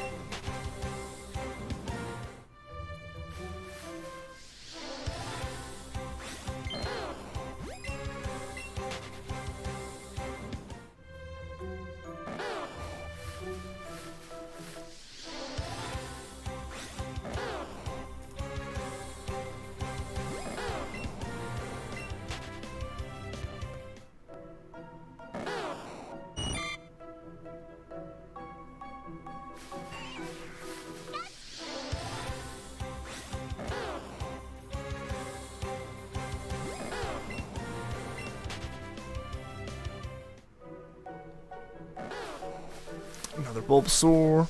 Can't wait for BDSP. I'm excited. I'm excited. It seems like even from the most limited amount, of extra footage or new footage we got, the game seems more promising. Even from just like the basic little bit of stuff we got in the OLED Switch reveal.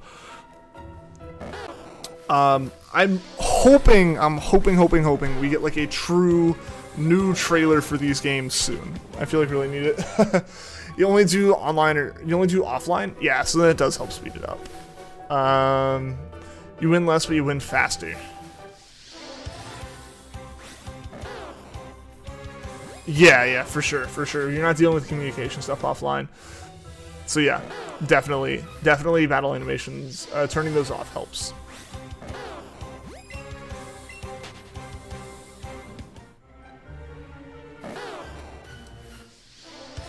I have them on because honestly I get confused if I don't.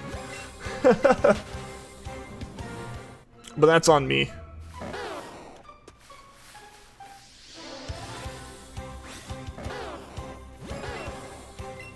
Yo, Grenji, two things you really want this year that have little note info on. Spider-Man has no trailer, and would you look at that, neither does Pokemon, at least since February.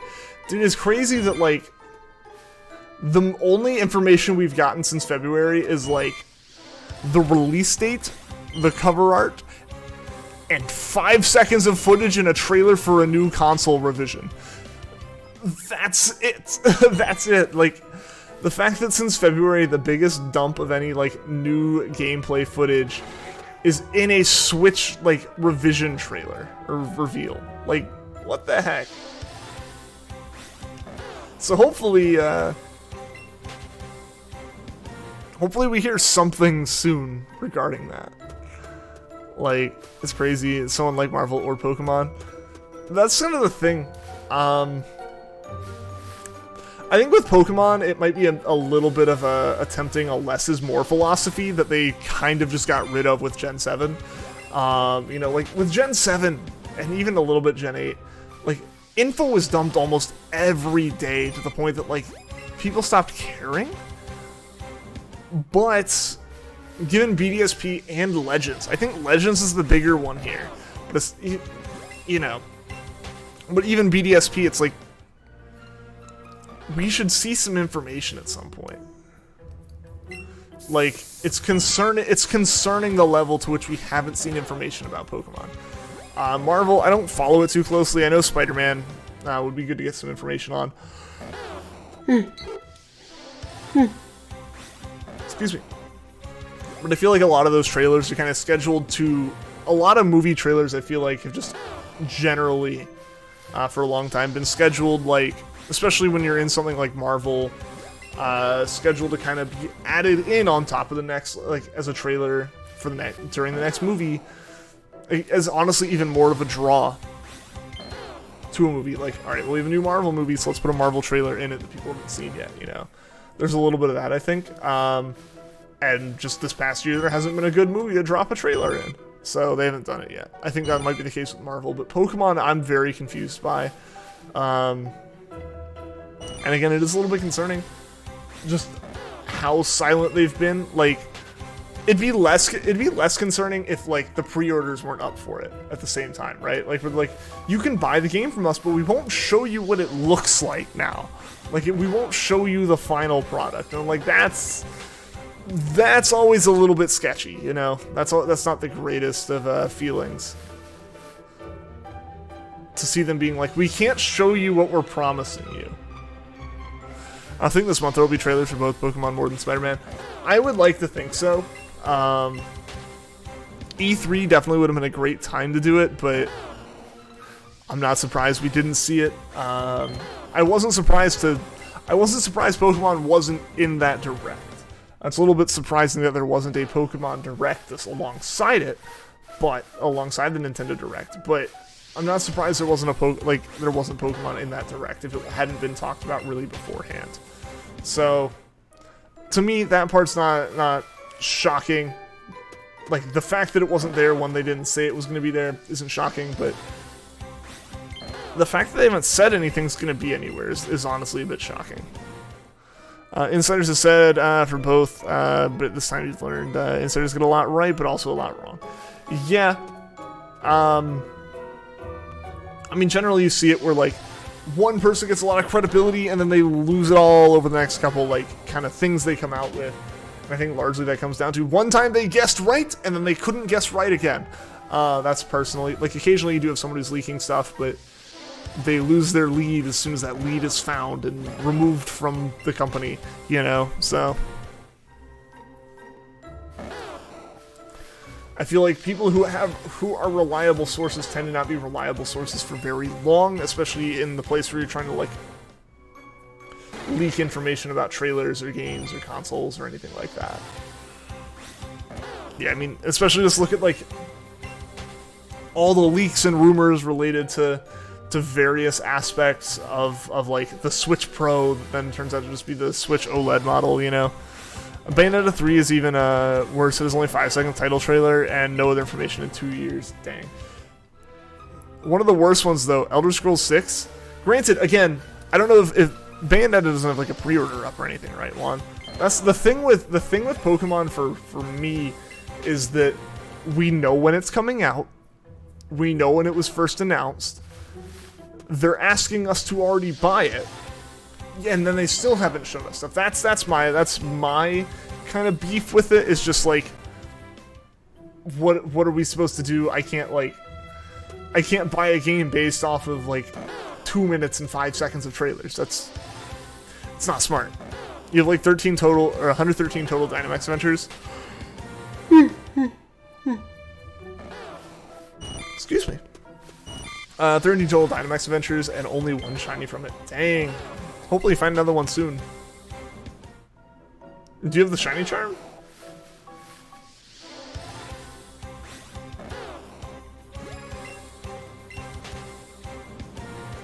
I think Presents is on the horizon, and more info in the games, and then Shadow Drop or release date for Nights.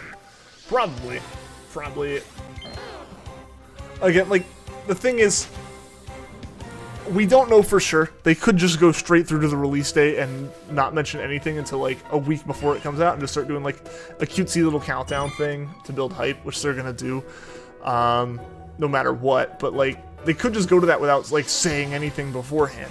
It'd be concerning if they did that. That's just the thing. Like, I don't think they can go too far, but I do think there's a chance for some malice with like, hey, we're gonna try to get you guys to pre-order the game, and then even if you're disappointed, you've already pre-ordered it, and you're not gonna go cancel that.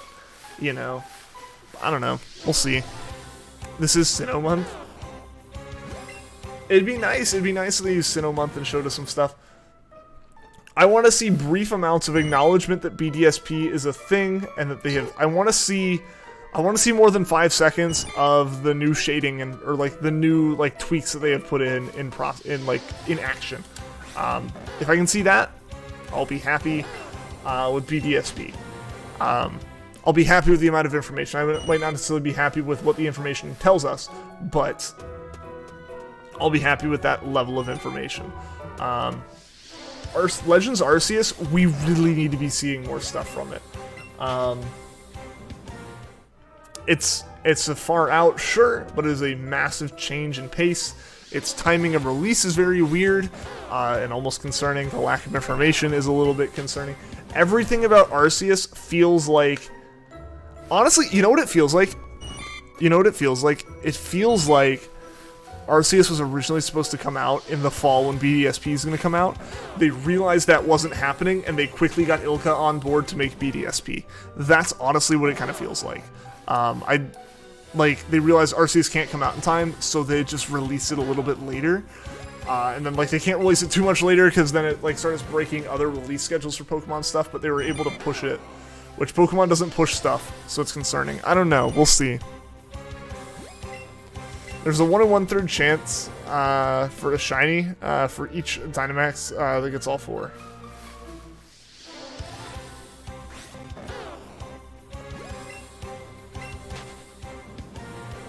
A 1 in 1/3% chance. For each Pokemon, yeah.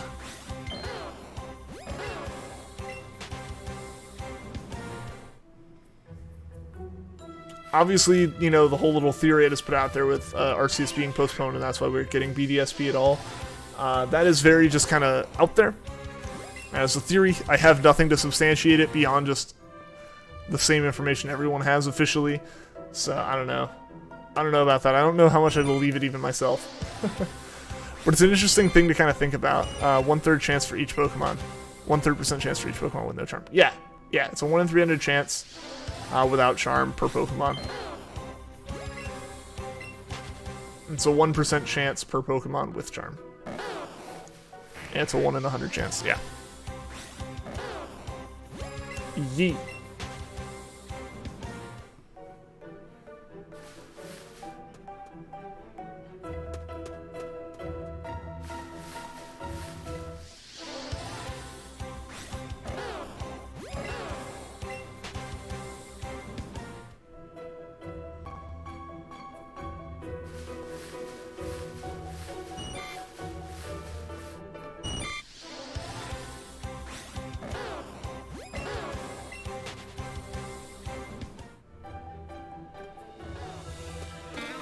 Ah, dang it. I didn't mean to walk into that. Very much over odds, not for Reshiram, just for a shiny. Yeah. Yeah, with Charm, you're over odds by a good chunk. For sure. 113 Reshiram raids. He's in a lot more total raids. Oh yeah, then you're definitely over odds for stuff.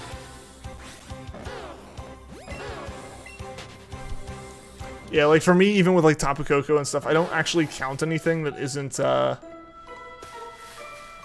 don't like increment the counter for anything that isn't a fully successful raid, so that definitely throws off some numbers as well.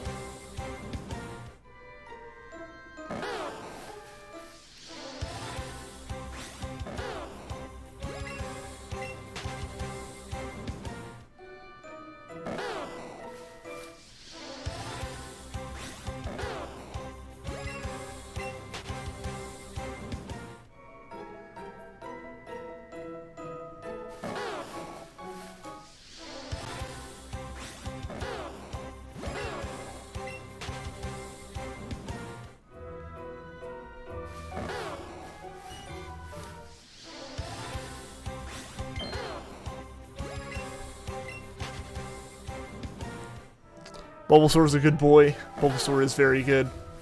So I want a shiny one. Going into Reshiram with 1 life and bad mons, rip. Rip. We had so many issues with Koko yesterday, it was crazy.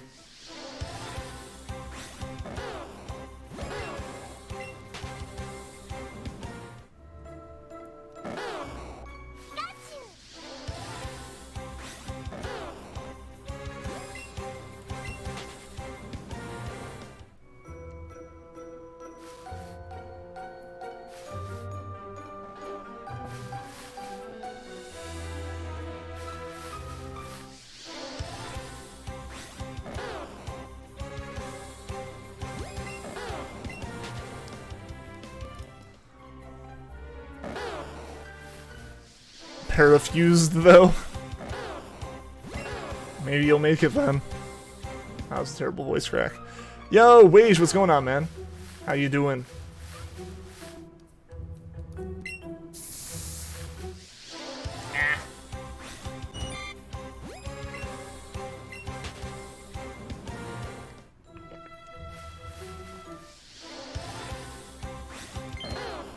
I feel like it has swallowed water so wrong. He died turn 2. No! Oh man. Rip. Hey, you're back. Welcome back, Ash. Do you get the shiny yet? Not yet, no. It'd be incredible if we could get it before the end of the stream. But yeah, no. We haven't gotten the shiny yet this evening. We got one at lunch, but it was a Weedle. It wasn't Bulbasaur.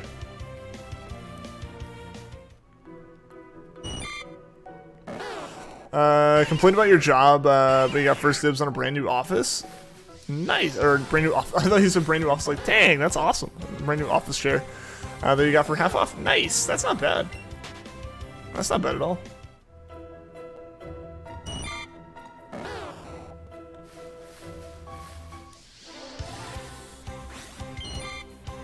I think you're still totally fair to complain about the job for every like job-related thing, even like if there's like nice aspects of it.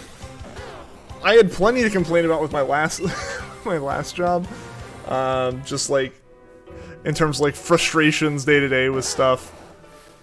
You know, they gave me some nice things like benefit-wise, like, but didn't change the fact that like I was still frustrated during the day. But yeah, that's awesome you got the chair though.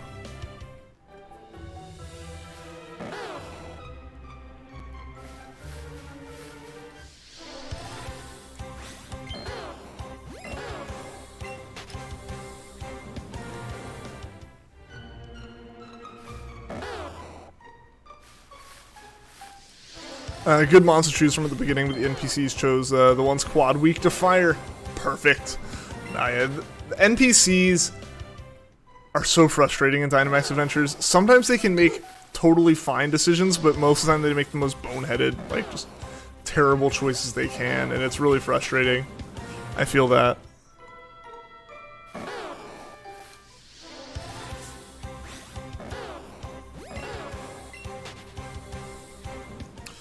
Past couple days haven't been too bad, just a few customers that seemingly can't read signs. Ah, yes. I mean, I still continuously am continuously thankful for the fact that I somehow dodged working in retail ever. Or like retail or just food services or any like customer facing position where you just deal with like customers like in the store. I fortunately have avoided that. I'm very grateful for that, but so massive respect to the people who have to put up with it. Because I know I'm an idiot and I'm like someone who feels relatively courteous. I feel like I'm relatively courteous to employees compared to many people who can be idiots and also be rude, so. And I feel bad when people have to interact with me, so I can't imagine when they have to interact with someone who's like not aware of how like uncomfortable the situation is. Found Flygon first battle though, nice. Guess it's okay. Maybe this will work out.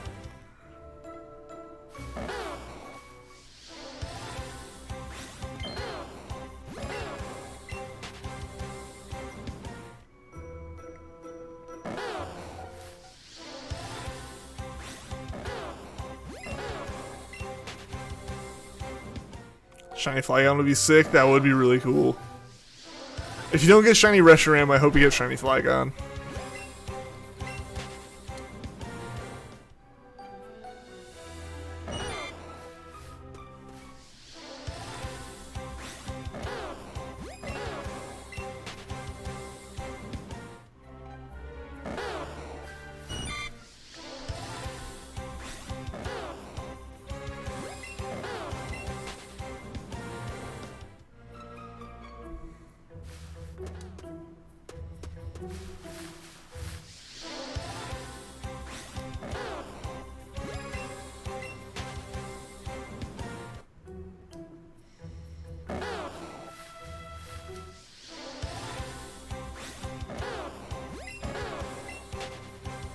Lost your battle streak at the battle tree of 47. No!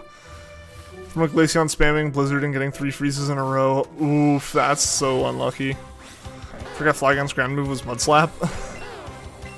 Is it causing issues trying to battle it?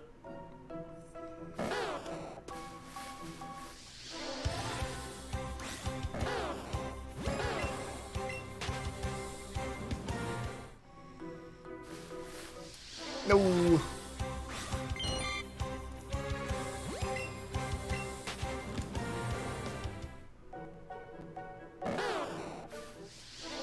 No.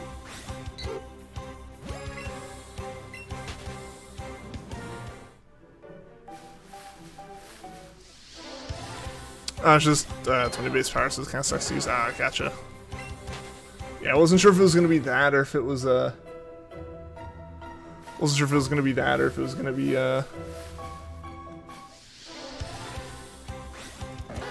like a situation of it was just difficult to deal with from accuracy problems.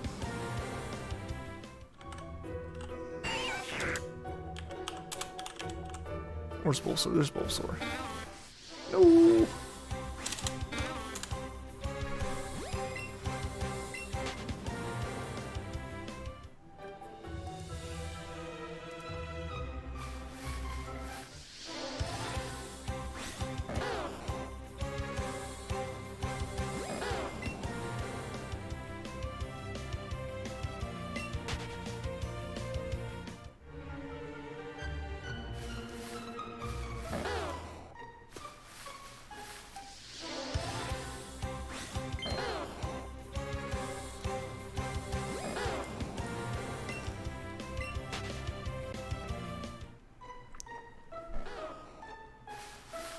Alright, we're gonna do 5 more Bulbasaurs after this one. Then we're gonna call it for the day. I'm gonna do a raid. I think we're gonna raid Shining Umbreon. They're going for Top Coco in the Dynamax Adventures. Alright, here is one of the Bulbasaurs.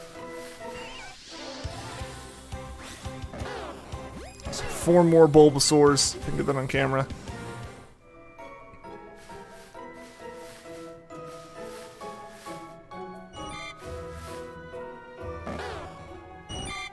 Three more Bulbasaurs.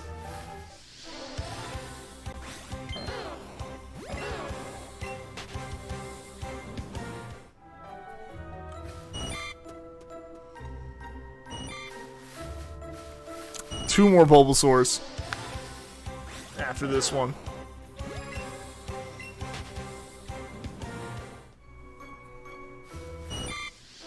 That is a Caterpie, not a Bulbasaur.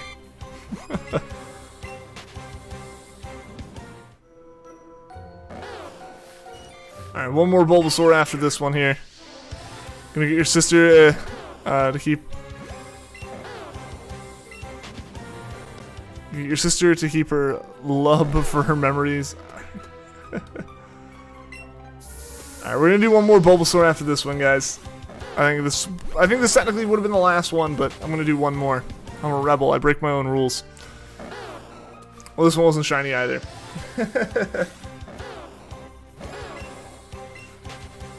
Alright, so we're going to be rating Shiny Umbreon here.